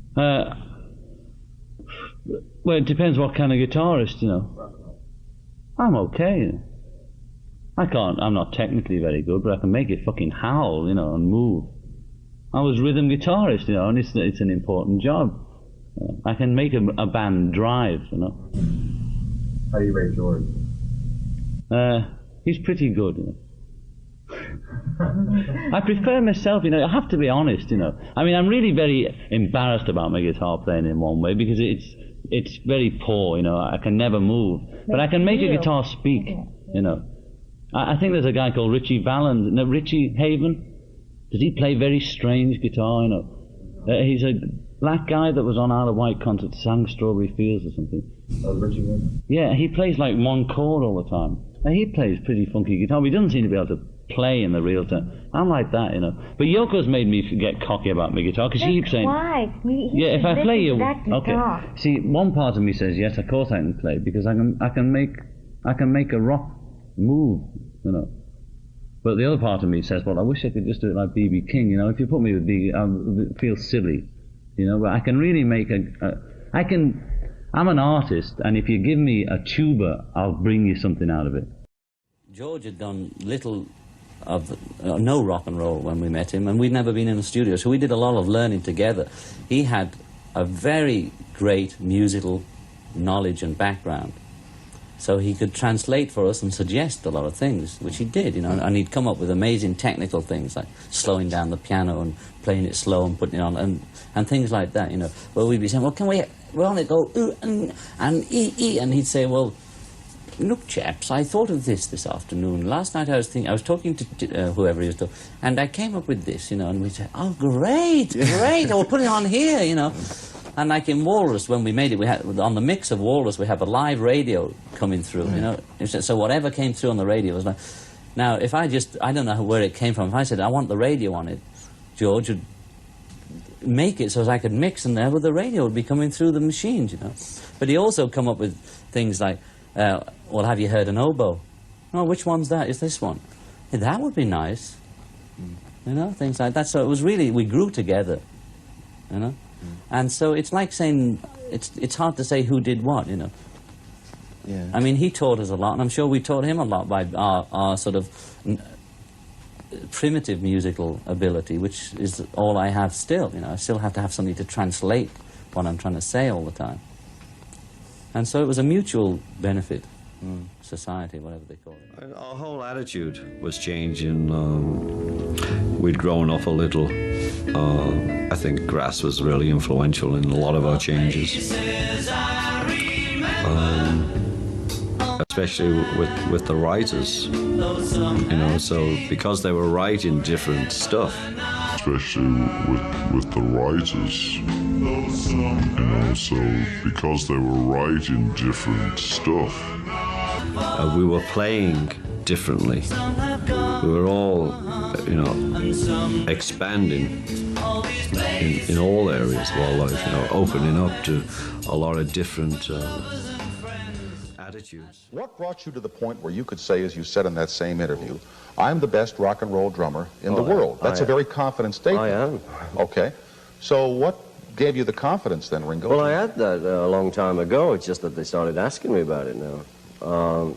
At the beginning, because of the songwriters, which is a very powerful force in the Beatles, and John and Paul mainly as the singers. Because of the songwriters, which is a very powerful force in the Beatles, and John and Paul mainly as the singers. And I was just playing the drums and nodding my head so I'd get noticed. And doing one song, there was never anything really said about the drummer. And if you look at Charlie Watts and the Stones, there's never anything really said. It's like, oh, it's Charlie Watts. He's an amazing drummer. But, the drummers tended to not get the writing.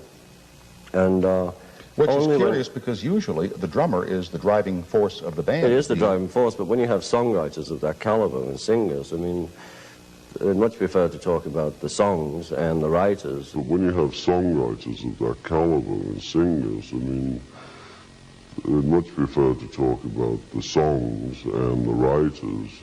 More than, some sort of paradiddle I could do. Now, I've got a specific musical question for you Okay. that intrigues me, which is that in several songs, particularly the ones by Paul, there is a kind of Lutheran stroke Anglican harmony going on. I'll give you a couple of examples. I think you know what I mean. Blackbird.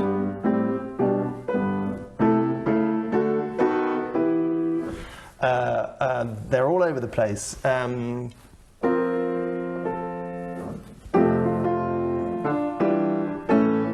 Yesterday. These are hymn-like harmonies with hymn-like bass lines, and they crop up all over the place. For No One. They're using inversions where the bass isn't the root chord. There are all sorts of things going on. And my question is, where's this coming from? Because maybe it's to do with your influence and your background, and you suggested, look, you could do these bass lines that weren't what you'd expect to do. It was them. It really was them. I can't really claim. I wish I could claim part of the songs. I'd be much richer. The interview excerpts I just played are 5 very important clips. We had John Lennon in an honest and frank conversation, telling us the truth about what was really going on behind the scenes. John essentially told us he liked being a rock and roll cover band and the rawness of the early days before the fame and fortune killed the music, and then saying he and his bandmates sold out as they became performers and technically good recording artists. John never says he was a great musician or a great songwriter. In fact, he admitted that aside from straight-up rock and roll chords, he was embarrassed by his guitar playing. And when the interviewer asked John his opinion on George as a guitarist, John says George is pretty good. Not extraordinary, not great, not excellent, just pretty good. Which is what we might expect from someone who never practiced, which is what George told us about himself and Ringo in the clip I played earlier in this presentation. I'm not picking on John or his assessment of George's playing abilities. In fact, I respect his honesty. The reason why it's important is because John's opinion of his skills is diametrically opposed to what we are led to believe from the official narrative. Think about what John just told us, and then think about the guitar playing on songs like In My Life, Norwegian Wood, Nowhere Man, and Your Bird Can Sing, and so on. That's not the work of guitarists with primitive music skills or who do not practice. Lennon then states Bob Dylan, McCartney, and the Beatles are a myth. If one is able to shed the dogmatic conditioning of the official story and objectively listen to what John is saying, it's clear he's telling us the official story of the Beatles is, as he called it, a myth. Ringo referring to the songwriters and not associating the writers as John and Paul is extremely important. In fact, he said John and Paul were mainly the singers. The amazing thing is, Ringo says this in two separate interviews, with the second one from 1975 with Tom Snyder, when he brazenly declared himself the best rock drummer in the world. I think there were probably a few of his contemporaries who would have taken issue with such a declaration, especially based on Bernard Purdy's comment that he was not the drummer on any of the Beatles' early recordings. The last clip with George Martin and Howard Goodall, who was an accomplished composer in his own right, is pure gold. By understanding the occulted symbolism, we received a direct answer from George Martin on whether the Beatles were writing their own music, and the answer is, they were not. Let's now take a look at the second problem with the Rubber Soul timeline and why I concluded it is additional evidence that the Beatles did not write the songs for the album or play on the recorded tracks. More important, she is an expert at hearing the slightest imperfection on a record surface. And should she find any, a new lacquer master from the original tape is immediately ordered from New York. After audio testing, the mold goes back to the plating tanks. It produces the most important new metal part, the stamper. This completes the cycle. Lacquer to master, master to mold, mold to stamper. The metal buildup to the stamper is exactly the same, except for one thing. The stamper is nearly all pure, hard nickel. Its ridges press the playing grooves into the finished record. Now it's prepared for stamping. Ground perfectly smooth on the back. Optically center punched for the record press. Trimmed to exact diameter.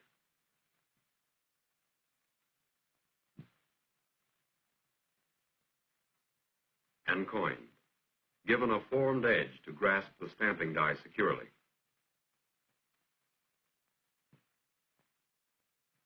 The record press is a complicated piece of equipment weighing 2 tons. It molds records by compression. Our stamper is mounted on the top die. Below it, another stamper simultaneously presses the other side of the record. The record compound, the finest pure vinyl obtainable, is fed into the press in granular form.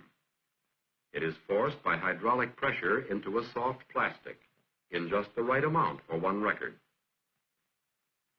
The labels are pressed right into the record. Now we're ready to roll. It has taken many steps and many man-hours to get here. But a new record is stamped every few seconds. The record press automatically heats the vinyl plastic for stamping, then automatically cools it, so the record can be played immediately.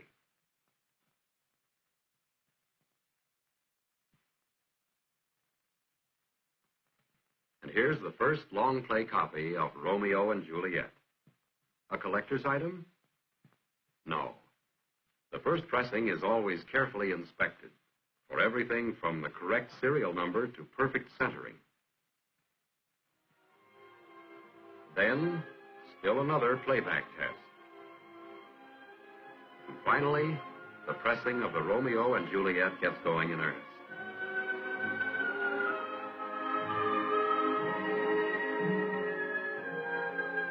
And for those who prefer the 45 extended play version, and for the millions of teenagers anxiously awaiting the latest pop hit, an ingenious machine turns them out automatically. It places its own labels, feeds itself the vinyl compound, removes its own records, and stacks them already trimmed. And for the fast-growing legions of tape enthusiasts, equally ingenious machines turn out duplicate copies at 4 times the playback speed to save time, and backwards to save rewinding. And no matter what your taste or preference in music, in the packaging area you discover unlimited variety, the finest in sound and performance. The reason I included the brief clip on how records are manufactured is because many people don't think in terms of the manufacturing process. The process to press a record begins once the final lacquer has been approved and finalized. Once finalized, the lacquer results in a stamper, which is used to press the vinyl. In the video, it's stated that by the time the album is pressed with the center labels, it has taken many steps and many hours to get to that point. The first pressing is a test pressing, which then requires additional playback to ensure everything is good to go. In fact, all along the process, there are checks to ensure quality control. Aside from the work stream having to do with the actual pressing of the record, there is also the process of designing and creating the artwork for both the front and back covers of the album, as well as printing the record labels that will be adhered to the vinyl once the records are pressed. Here is a version of a slide from my April 2020 presentation which depicts at a high level the 2 work streams. The green boxes represent the process to press the records, with the blue boxes denoting the process to design and create the artwork and labels. After recording ends, but before the lacquer is created, the songs are mixed, mastered, and sequenced. Once the initial lacquer is created, a test pressing is made. This is done to ensure there are no issues with the pressing. Once the test pressing is approved, the stampers are created to press the records. Prior to pressing the records, the record labels need to be created. The labels contain the names of the songs on the album, and in many cases, the run times as well. The labels will be adhered to the center of the vinyl records during the pressing process. The designing and creation of the album art for the record sleeves is also underway. The pressed records will be inserted into the sleeves. The record is now ready for distribution. Since both the record labels and album sleeves contain the titles of the songs, they cannot be created until all the songs are known and sequenced. Let's keep this in mind as we move forward. The printing process for album sleeves is ink-based and called 4-color printing, which is the most widely used method for printing full-color images. The 4 colors are cyan, magenta, yellow, and black. The printing process required 1 week to dry before handling the album art. Once dry, the album art, which is also referred to as the album slick, is adhered to the cardboard record sleeves forming the front and back covers of the album. Once the record sleeves are finalized, the records are inserted into the jackets. The records are then boxed and ready to be distributed to record and retail outlets. It should be noted that back in the day, retail was a decentralized model, meaning the records needed to make their way to the many brick-and-mortar stores throughout the UK. Therefore, transportation and delivery of the records is also a variable within the timeline. An expedited cycle time for the entire process to release the album, if EMI pulled out all the stops to get Rubber Soul out, is 6 to 8 weeks, with 6 weeks representing a very aggressive schedule. The typical cycle time to release an album could exceed 2 months or more. The cycle time information I am presenting was sourced from an industry insider who has been in the music business for decades and is well versed in the process. For the April 2020 analysis, I applied 6 weeks to calculate the release process in order to give George Martin and EMI the benefit of the doubt. Here is a summary of the mainstream Rubber Soul timeline, starting with the conclusion of recording on November 11th. As I mentioned in an earlier slide, the Beatles finished up recording late in the evening into the early morning hours of November 12th by completing 4 songs, 2 of which they started and finished that same day. Those 2 songs were You Won't See Me and Girl. They also wrapped up I'm Looking Through You, which they began recording on November 6th, and then finished the vocals for Wait, whose basic rhythm tracks were laid down during the help sessions, or so we're told. On November 15th, George Martin completes the final mix. On November 16th, he does the sequencing, which determines the order the songs will appear on the album. The very next day, on November 17th, the final lacquer is cut, which is the precursor to creating the stampers, which then begins the process of pressing the vinyl. We can see the timeline is moving very quickly, indicating there is a rush to get the pressing process underway in order to get the initial batch of records out the door and into stores by December 3rd. But then there is a glitch. The pressings made from the November 17th lacquer had an issue. EMI mastering engineer Harry Moss cut the album too loud, and shortly into the production run, EMI ceased production and had to recut the lacquer 2 days later on November 19th. I wondered if the mastering error was the result of rushing Rubber Soul through the process, leading to bypassing certain control points in order to expedite the album's release. It's just a thought. In any case, the December 3rd deadline was met with at least an initial delivery to stores for the start of the Christmas season, with the record continuing to be pressed after December 3rd to fulfill anticipated demand. Now let's take a look at the elapsed time between key dates, with the most important date being the cutting of the first final lacquer on November 17th, because that's the starting point from when the pressing of the record begins. At this time, the record labels must be in-house along with the album sleeves in order to package the record. From November 11th, which was the end of recording, to December 3rd, which was when Rubber Soul was in stores, spanned a mere 22 days. From the final mix on November 15th to December 3rd, 18 days. From the sequencing on November 16th to release, 17 days. From when the original lacquer was cut on November 17th to December 3rd, 16 days or just over 2 weeks. And then only 14 days from when the lacquer was recut on November 19th. So from the cutting of the original lacquer on November 17th to the record being in stores on December 3rd was a very expeditious 16 calendar days, or approximately 2 weeks. The time calculations include weekends because, in my opinion, the only way EMI was able to hustle the initial shipments out the door within this time frame was to have the pressing plant turning out records, not only during normal working hours, but also into the evening and weekends in order to meet the December 3rd date, which was a Friday, with additional deliveries of the album continuing after the 3rd. It would be a challenge to assume EMI dedicated 100% of its resources and capacity to Rubber Soul because of all the other albums they were pressing from other artists on the EMI label, whose albums also needed to be in stores for the Christmas buying season. To focus exclusively on the Beatles would have impacted EMI's revenue expectations from Christmas sales, especially if the initial deliveries of Rubber Soul were limited until quantities increased as records were continuing to be pressed. So it's very possible a lot of after-hours and weekend shifts were in place to crank out the record in order to get the first batches delivered. Although EMI's ability to get the initial deliveries out the door was an impressive feat, we do have a problem. In order to press the records, once the lacquer was cut on November 17th, EMI had to have the record labels and album sleeves on site with the names of the songs and the track sequence printed on both the labels and sleeves. Without the names of the songs and the sequencing of the tracks, the labels and album sleeves cannot be printed. In other words, without the song titles and sequence, EMI would have had blank labels and an album cover with no song titles. Since the official narrative tells us the Beatles were essentially writing from scratch, the question of when were the song titles known and finalized is a good question. For example, we're told Think for Yourself had a working title which was Won't Be There With You. When did the working title of the song change to Think for Yourself? When were the song titles nailed down for any of the songs?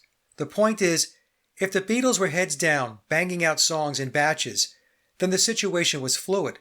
With the songs being written on a day-to-day basis, then the song titles were also emerging day to day.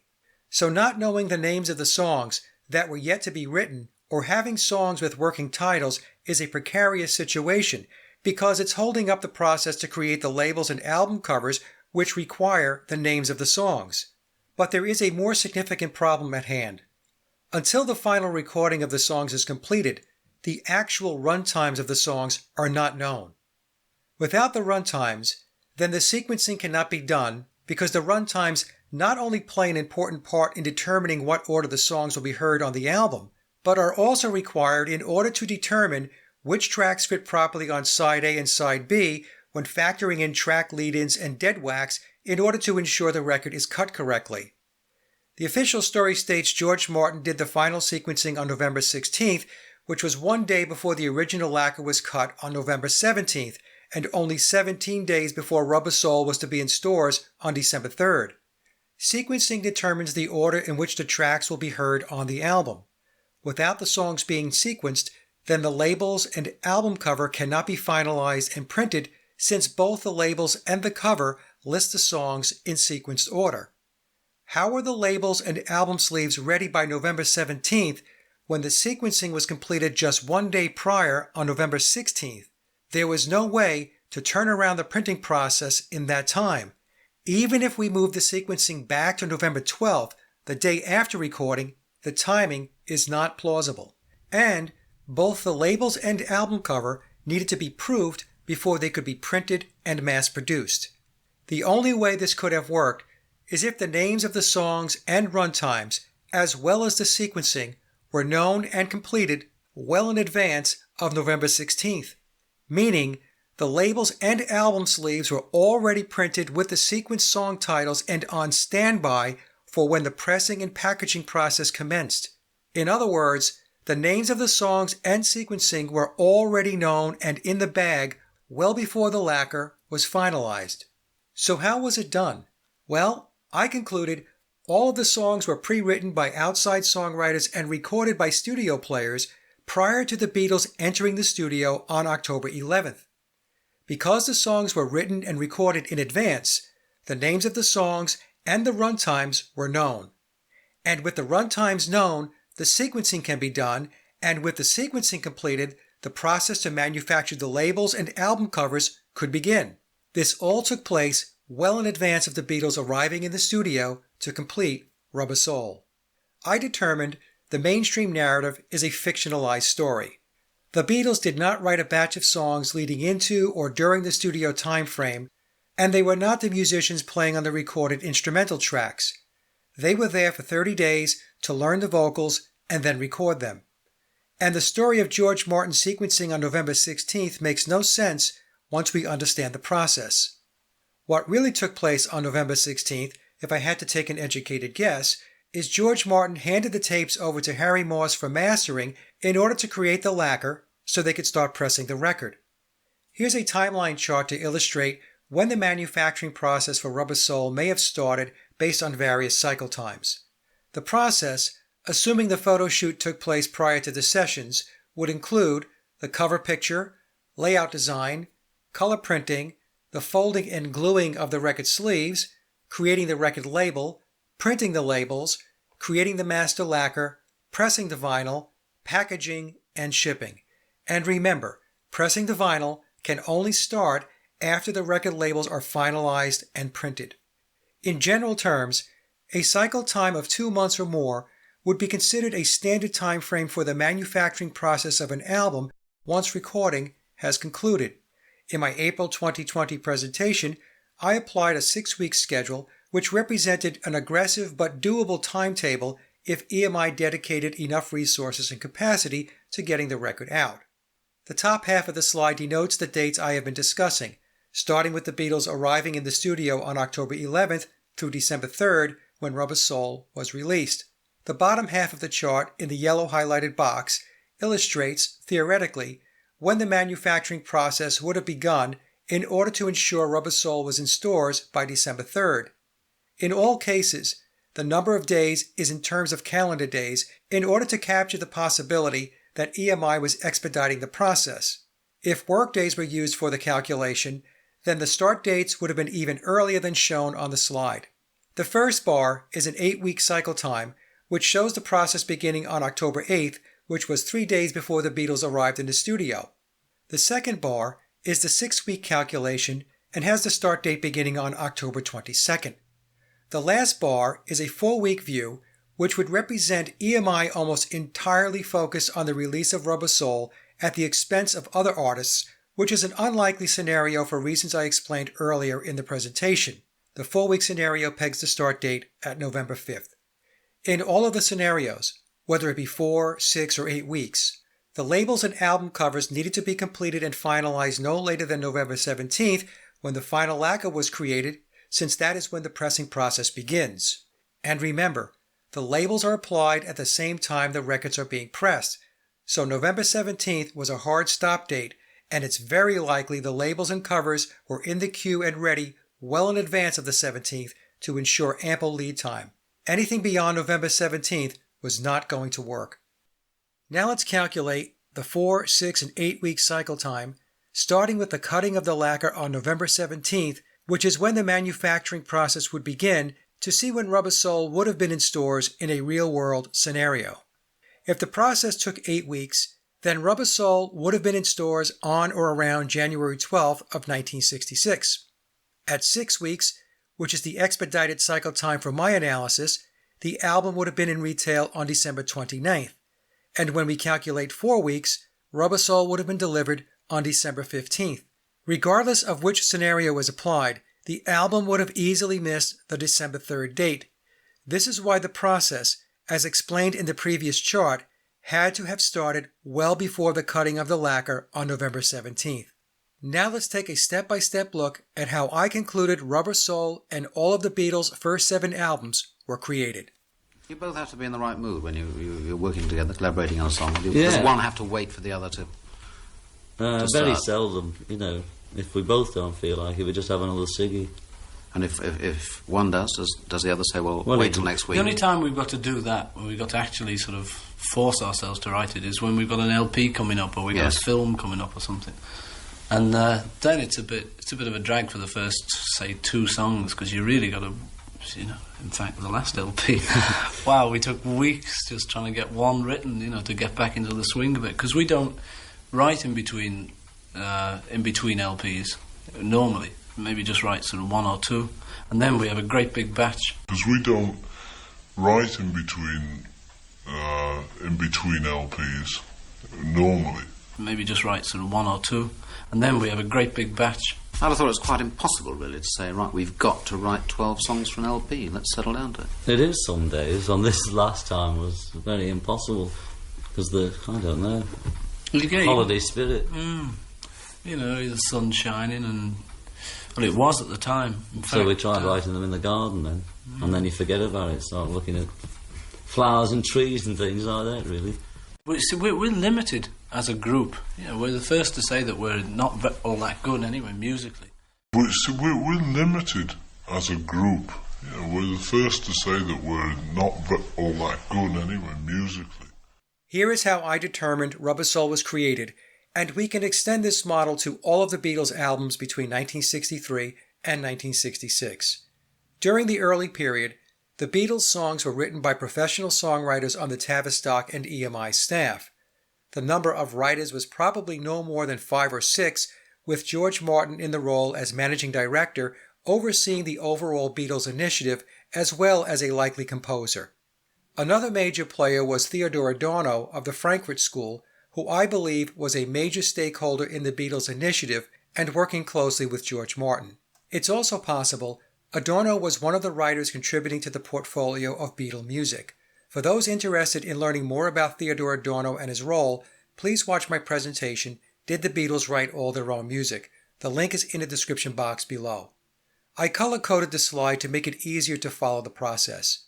Blue represents the timeline from January 1st through October 10th, the day before the Beatles entered the studio.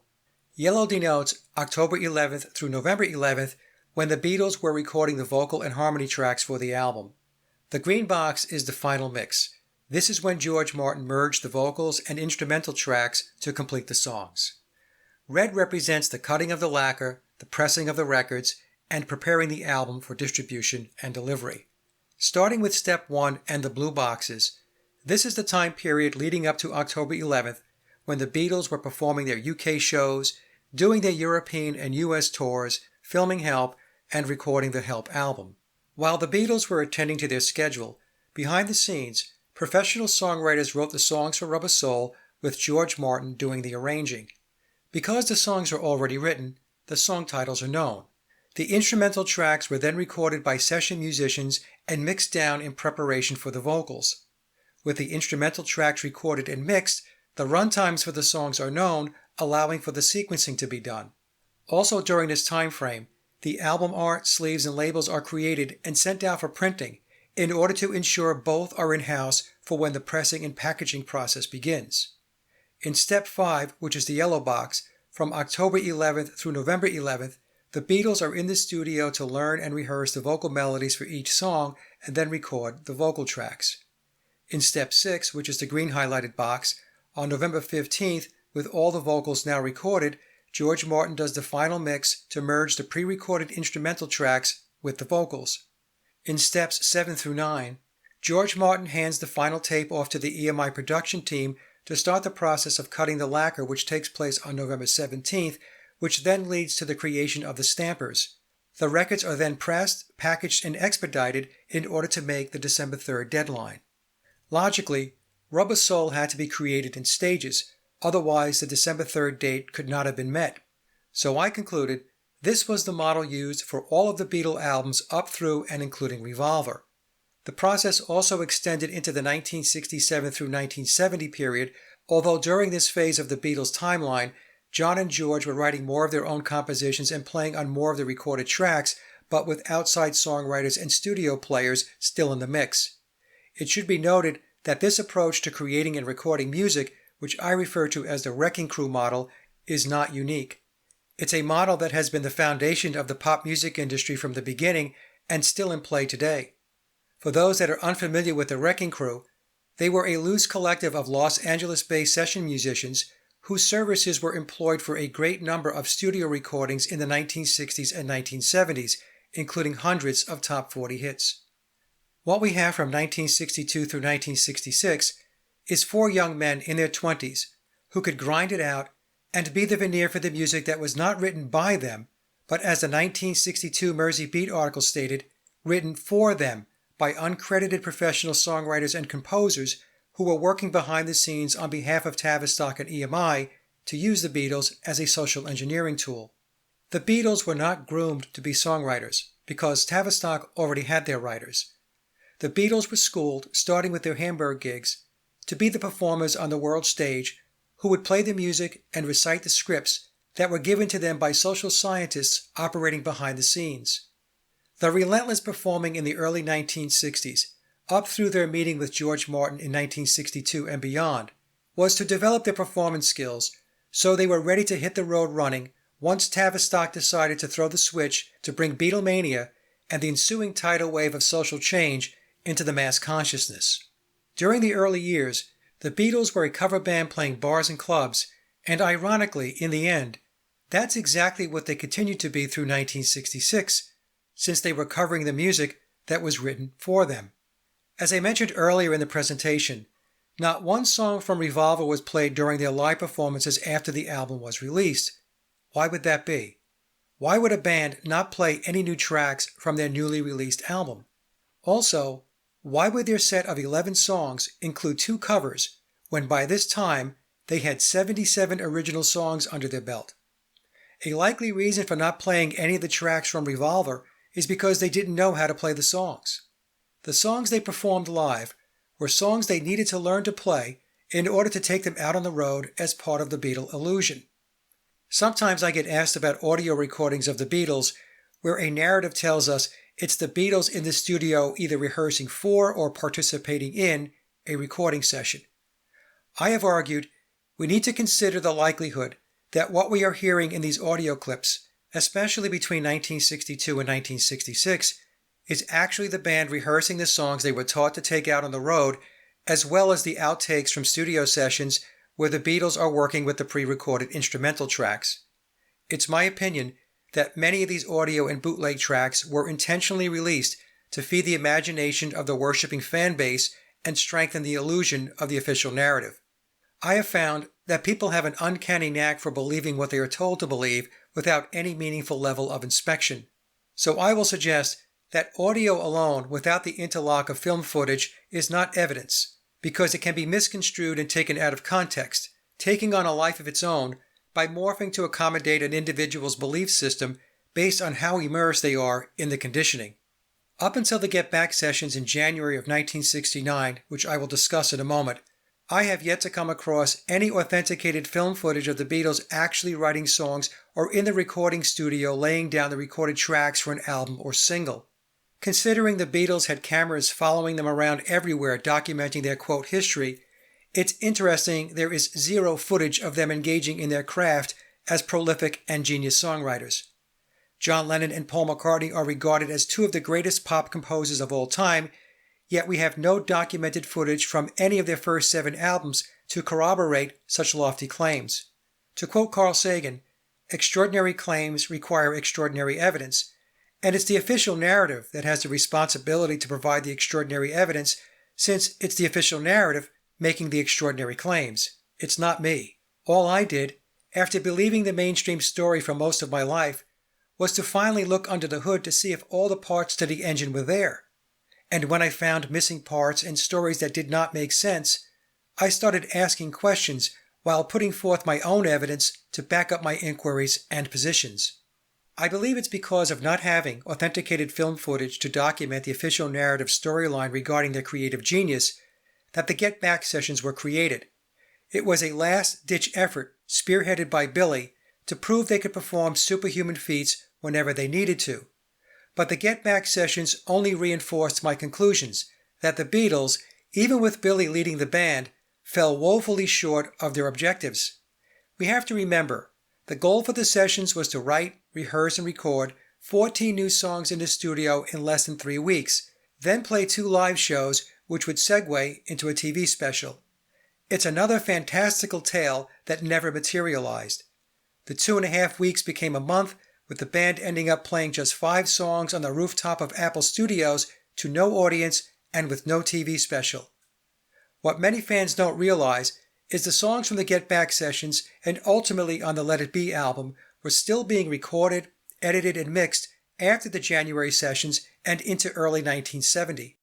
The Let It Be album was the result of John Lennon handing the tapes over to Phil Spector, who took some heat for his work on the album, but Lennon, in a Rolling Stone interview, defended him by saying he, meaning Spector, was given the shittiest load of badly recorded shit with a lousy feeling toward it ever, and he made something out of it. He did a great job. End quote.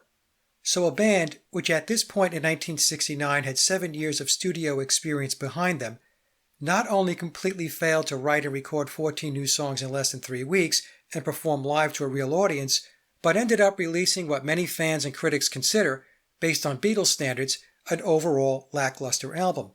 And in the end, Let It Be proved what the Beatles were not capable of. I should also note that during the Get Back sessions, the Beatles were a captive audience. There were no MBEs to be received, fan club activities, or TV specials to attend, like they did during the Rubber Soul sessions. Their sole job during the Get Back sessions was to write, rehearse, and record 14 songs in less than 3 weeks, and it didn't happen. I also found evidence that some of the Beatles' live performances were augmented by either backstage musicians or pre-recorded backing tracks. One great example is their 1966 performance of Day Tripper at Budokan, where the song begins with the iconic riff, and both John and George miss their cue and are caught momentarily not playing their guitars as the song kicked off. Another trick used when they were assisted by offstage musicians or a backing track when playing live and being filmed was to turn their backs to the camera to conceal their playing of a riff. In watching concert footage, I found this technique was applied mostly with George Harrison and occasionally with John Lennon. When a particular lead guitar part or riff would come up, George would turn his back with the camera immediately panning away from George and to Ringo or another Beatle. An example of this technique can again be seen during the Budokan performance whenever the main riff for Paperback Writer was about to be played.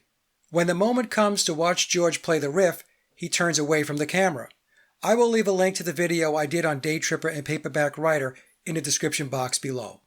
To be fair, backstage musicians and backing tracks have been used for a long time in the music industry and still used today.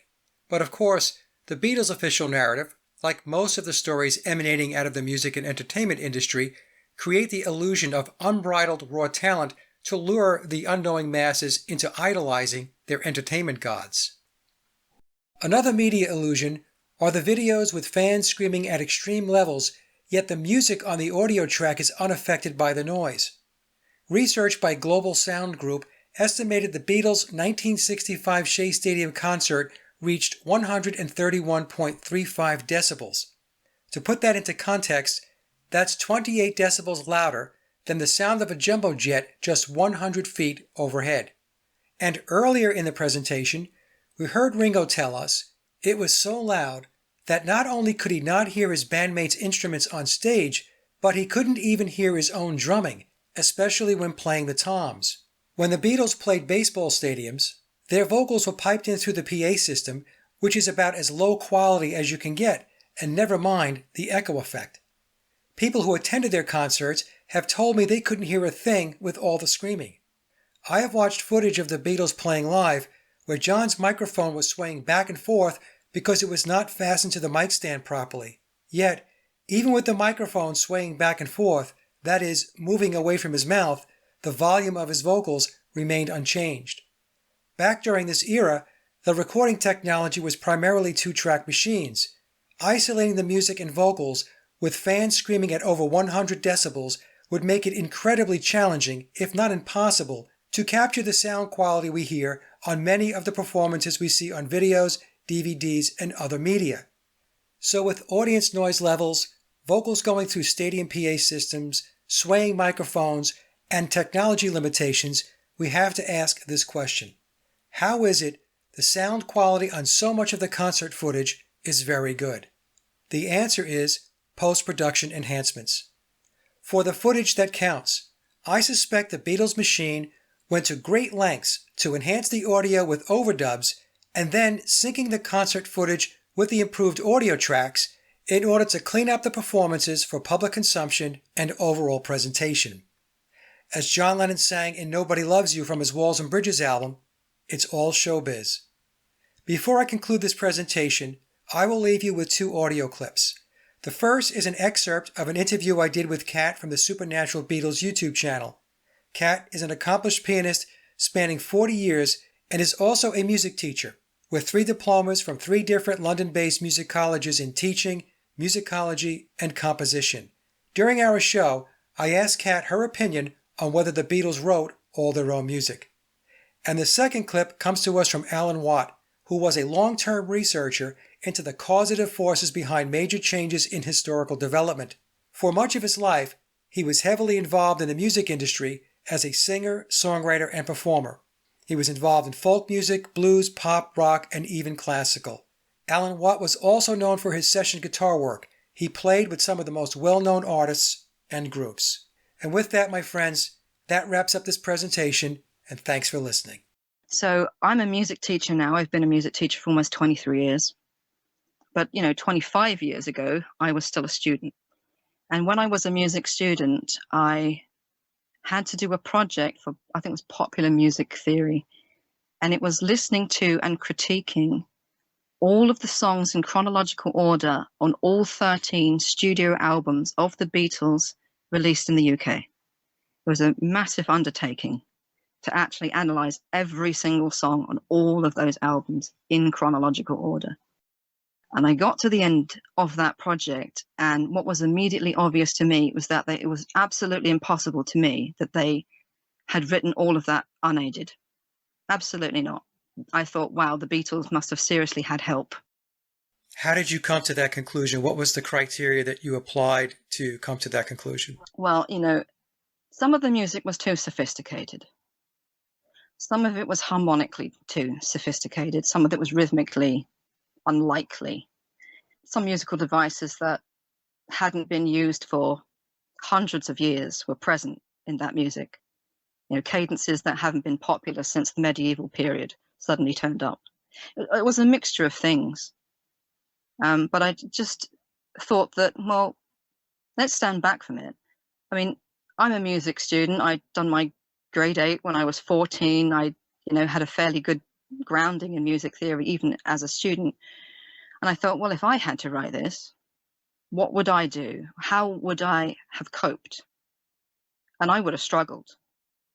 I mean, you can say, well, they're very talented, but that only takes you so far. There has to be some underlying skill set to fall back on. And I just didn't feel that they had it. And then, of course, there's the sheer volume of it. There's a lot of it in a short space of time. And then, of course, there's the fact that it varies wildly in terms of its quality. It's quite consistent in the first half. And funnily enough, it's actually after Billy turns up that it actually goes up and down. And I kind of think that some of it they were helped on and some of it they weren't, particularly when you listen to the White Album. And I mean, even George Martin said they could have had one single really good tight album, right, but they chose not to. And that's, I think, because Billy wanted to have 33 tracks, but he didn't quite make it, and he only got 30, but only by including everything. So it was a whole bunch of different things, but I felt pretty sure, just looking at it, that they must have had help. You make stars in the music industry. I hope you all realize that and are mature enough to understand that. We're presented as though someone just makes it, and nothing is further from the truth. Stars are made, and music is part of entertainment. It's like Tinseltown. It's the same thing. It's an entertainment industry with with professional people running it behind the scenes. And so you can take anybody really, and with the right song, the right promotion, make them into a star. But the Beatles came out of nowhere. No one had heard of them, and suddenly they were there every day. That took a lot of preparation to make that happen, because the BBC at that time, remember, there was the only television station in Britain, was to promote them from the very beginning and really push them. That took contacts, that took money. To get your name in the paper takes a lot of money too, across the world, or never mind the country.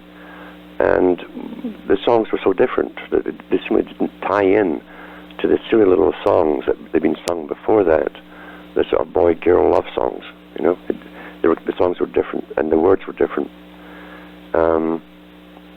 It was not a backyard or garage type band. There's no doubt about that. You looked at the music schemes, the formulas in the music. You looked at the chording, and that was not done by young men who only knew 3 chords.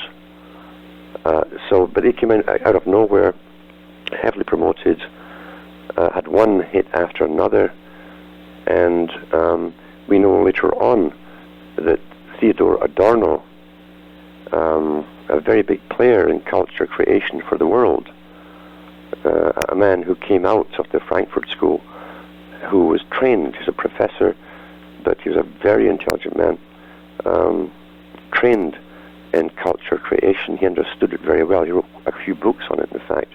He had been a Trotskyite, and he'd studied how to alter whole societies through the youth, and he wrote about it too. And he was brought in to Britain and used by the British system. And Adorno was an incredible intellect. Out of all the big players at that time, he was a tremendous intellect. If you read his books, you'll see what I mean. He thought in German, and he said that he couldn't really convey the meanings of thoughts explicitly in English because English was inadequate. But he would write a sentence and expect his listener or his follower to read that sentence for a whole page without a full stop or a comma, and never lose thread of where he was going. And he said most folk cannot do this today. He said man not too long ago could follow this thread and couldn't understand it completely without losing the thread of where the actual sentence had started and convey its thought right through. We've been dumbed down, in other words. First of all, you got to understand that pretty well all culture out there today is in a state of flux, has been for a long time. It's in a state of flux by design. And we are given these role models to follow, the songs even to follow. You understand, most of them don't write their own songs, most singers today. And they can buy the titles and so on. They can buy the complete rights to them, but generally they don't write them. It's the guys at the top who own the whole industry decide what's in, what's not in. And they're looking for certain lyrics and words, and always with almost subliminals in them, in a sense, to do with sex and so on. I remember when it came down the pipeline, and it came down the grapevine, that gender-neutral songs were now in. So you think that music is free. Music is not free at all. There's a lot of political correctness in there as to what's going to be pushed, and if you don't go along with it, your song is going to be ignored. And so you suddenly came up with all these songs, and you didn't know if they were singing about a boy or a girl. Well, that was a political decision.